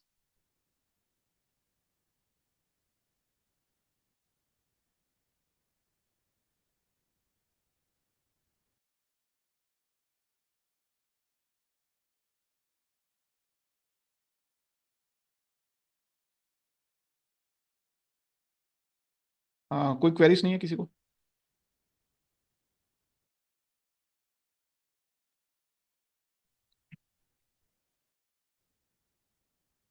ओके, सो हम जो नेक्स्ट जो फेस लेंगे उसके अंदर हम ट्राई करेंगे कि एक दो एप्लीकेशन देखेंगे जिसमें फर्स्ट एप्लीकेशन जो होगी जिसमें फॉर्म सिलेक्शन वाला पार्ट होगा, कि फॉर एग्जांपल लॉगिन फॉर्म हम क्रिएट कर रहे हैं तो उसके अंदर क्या क्या हम चीज़ें उसमें डाल सकते हैं लॉगिन पेज के अंदर, क्या क्या वैलिडेशन पार्ट होता है, उसका फंक्शनल पार्ट क्या होगा, वो सारी चीज़ें हम उस एप्लीकेशन में देखेंगे। सेकंड चीज़, कि एप्लीकेशन फोर्सफुली क्रैश कर रहे हैं या कोई इशू आ रहे हैं तो उस केस में उसको टैकल कैसे करेंगे, उसको डिबगिंग कैसे करेंगे, वो पार्ट देखेंगे नेक्स्ट में। और थर्ड चीज़ है कि एप्लीकेशन जो भी हमने क्रिएट की है, फॉर एग्जांपल हमने एक लॉगिन फॉर्म क्रिएट किया है, उसके बाद हमने फॉर एग्जांपल एक ऐसी एप्लीकेशन क्रिएट की है जिसके अंदर हमने हमारे पास मल्टीपल पेज है, तो उस केस में वो मल्टीपल पेजेस में कम्युनिकेट कैसे करेगा, एक पेज में से दूसरे पेज में कैसे जाएगा, उसमें से बैक कैसे आएगा, वो जो पार्ट है स्टोरी बोर्ड जब इंटरेक्ट करता है एक पेज में से दूसरे पेज में, वो सारा पार्ट हम डिटेल में चेक करेंगे नेक्स्ट फेज में। और उससे पहले let me quickly show you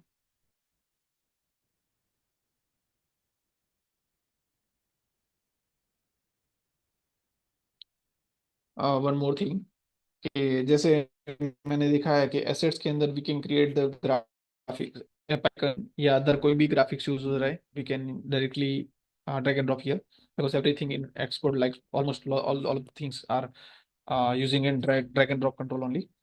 but उसके साथ साथ अगर फॉर एग्जांपल कोई कलर कॉम्बिनेशन यूज कर रहे हैं जो कि हमें यहाँ पे रखना है और उसको we need to directly use that, तो वो भी हम यहाँ से क्रिएट करके यूज कर सकते हैं एप्लीकेशन के अंदर डायरेक्टली।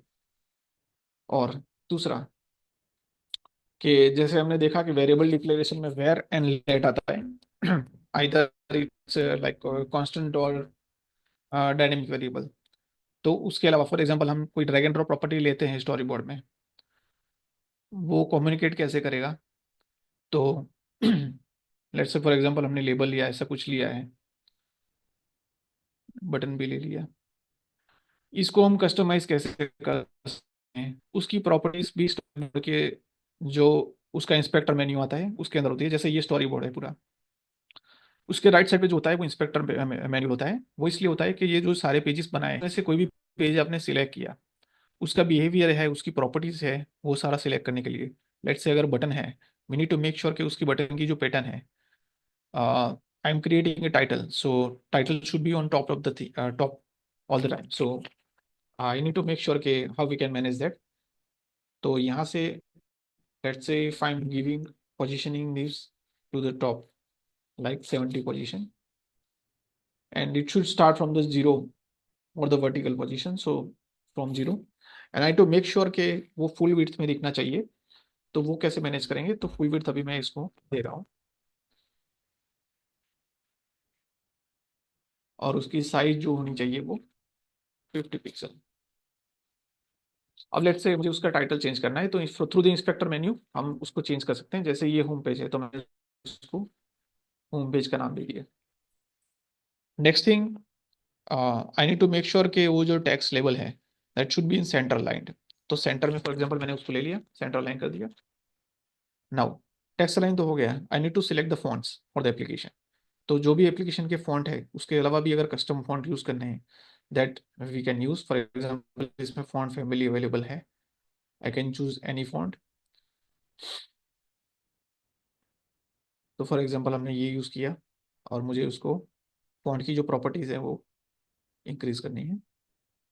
तो मैंने फॉन्ट सेट किया, उसका टाइटल सेट किया, नंबर ऑफ लाइंस, तो यहाँ पे टाइटल है, that's why number of lines will be one only. Otherwise कहीं पे ऐसा है जहाँ पे डिस्क्रिप्शन, लॉन्ग डिस्क्रिप्शन अगर यूज करना है तो मल्टीपल लाइन हम चेंज कर सकते हैं। बेस्ड ऑन दैट उसकी हाइट भी मैनेज करनी पड़ेगी हमें। तो ये एक प्रॉपर्टी है। नेक्स्ट चीज के इंस्पेक्टर में और भी एक प्रॉपर्टी है कि फॉर एग्जांपल हमें बैकग्राउंड एंड फोरग्राउंड कलर जो है वो मैनेज करना है। तो लेट्स से अगर उसका टेक्स्ट कलर हमें चेंज करना है तो यहाँ से वी कैन मैनेज दैट। और अगर उसका बैकग्राउंड चेंज करना है तो वो भी ऑल्सो पर्टिकुलर एलिमेंट का जो बैकग्राउंड चेंज करना है वो भी यहाँ से हम चेंज कर सकते हैं based on whatever colour we to keep.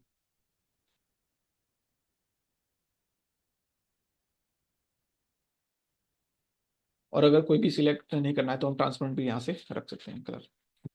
उसके बाद कुछ एडवांस प्रॉपर्टीज भी इसमें अवेलेबल है। फॉर एग्जांपल हमें शैडो इफेक्ट देना है, तो वो शैडो इफेक्ट हम कैसे देंगे?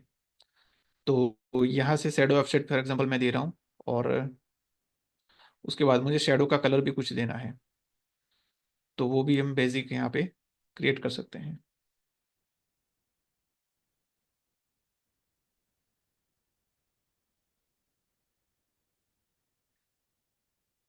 तो एज यू कैन सी के शैडो इफेक्ट भी हम यहाँ से मेंटेन कर सकते हैं। ऑल्दो ये जो भी इंस्पेक्टर में प्रॉपर्टीज है वो पर्टिकुलर प्रॉपर्टीज हम डायरेक्टली उस पेज में भी जाके लिख सकते हैं। वो भी मैं आपको दिखाऊंगा कि how can apply that in real time application. But यहाँ से हम बेसिक बेसिक चेंजेस कर सकते हैं। Same applies for button as well, कि अगर बटन आपने कोई भी क्रिएट किया है तो उसमें बटन की टाइप क्या रहेगी।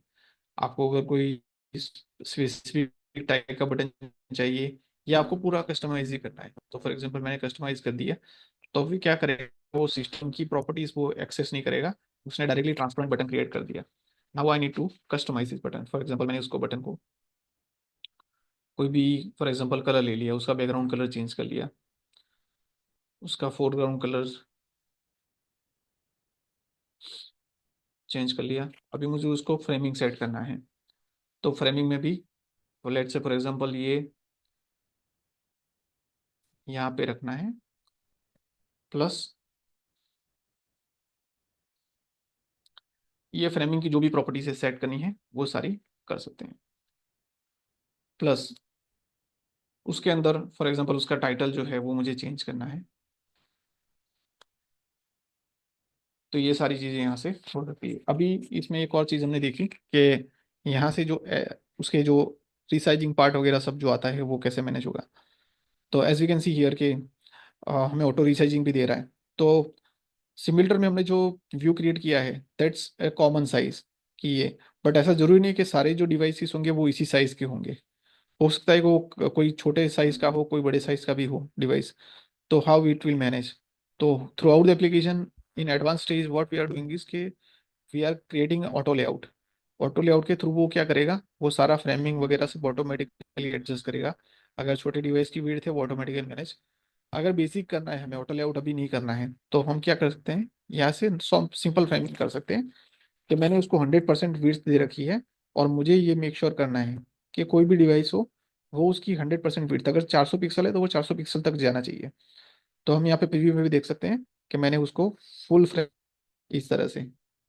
तो अब यह क्या करेगा कि जो भी डिवाइस उसको मिलेगी, for example if you are running into the tablet version, तो वो टैबलेट की भी डिवाइस की विड्थ ऑटोमेटिकली इसमें ले लेगा ऑटोमेटिक इस लेबल को। प्लस ये टॉप जो प्रॉपर्टी है ये मेक श्योर करेगा कि ये लेबल विथ 70%, 70 पिक्सल पैडिंग वो टॉप में ही रहना चाहिए, चाहे डिवाइस कितना भी बड़ा हो या छोटा हो। तो अगर मैं इसको निकाल देता हूँ, वी कैन सी वो क्या करेगा, वो परसेंट पेडिंग स्टार्ट करेगा कि जितने परसेंटेज इसमें पैडिंग है उतने परसेंटेज पैडिंग ही वो नेक्स्ट जो भी डिवाइसेस की साइज है उसमें लेगा। अदरवाइज मुझे फिक्स रखना है कि वो हर एक कोई भी साइज का डिवाइस हो 70 पिक्सल पैडिंग ही रख के ऊपर ही दिखना चाहिए।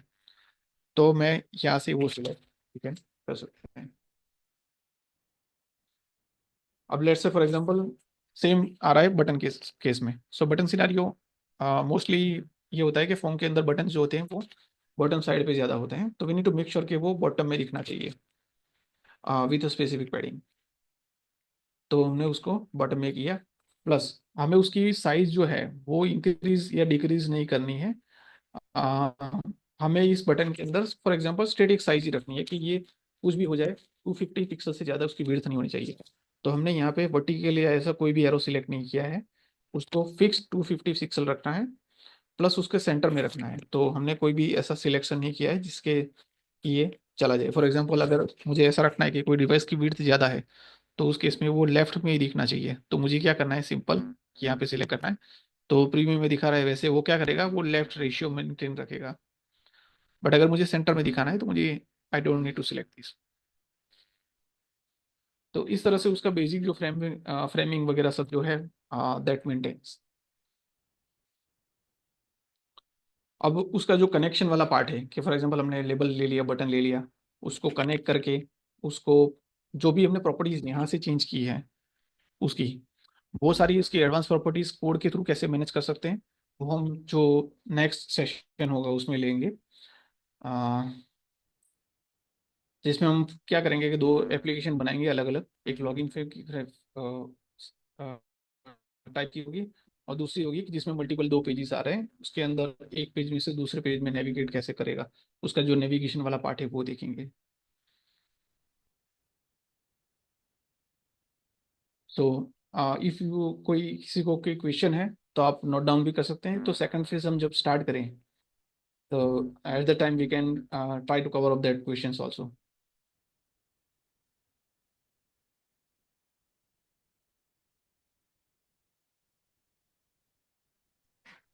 So anyone having so question? Any questions for now?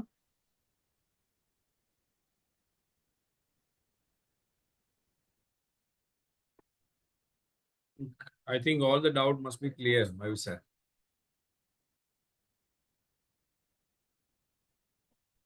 So या सो now, if anyone is having, if anyone doesn't have any doubt, then here we are going to take lunch break. So after lunch break, we resume our session. So Mayur sir, still we are hunger to see the practical demonstration, right? So, yes yes, so practical will try to cover up each and every scenario के navigation से लेके जो Yeah, भी connection देना yeah, है yeah. At time वो We are really enjoying, sir. But I would like to see कि अगर कोई क्वेरीज या थैंक यू। Yes, सो कोई भी अगर कोई क्वेरीज है जो भी अपने सेशन हमें दिखा है जिस जितने भी सारे पॉइंट्स, अगर कोई क्वेरी या कंसर्न्स है तो what we will do is कि हम जब स्टार्ट करें उससे पहले वो ट्राई करेंगे कि 10 मिनट्स हम वो ट्राई करेंगे कवर करने का, उसका एप्लीकेशन करेंगे। sure, sir. Fine. तो सर आगे है। Fine. Then we are just hello. paused our session over here, and after 1 hour, all the participants requested to join at 12:55. Okay, so sharp 1 p.m. we are going resuming our session. Okay, thank you.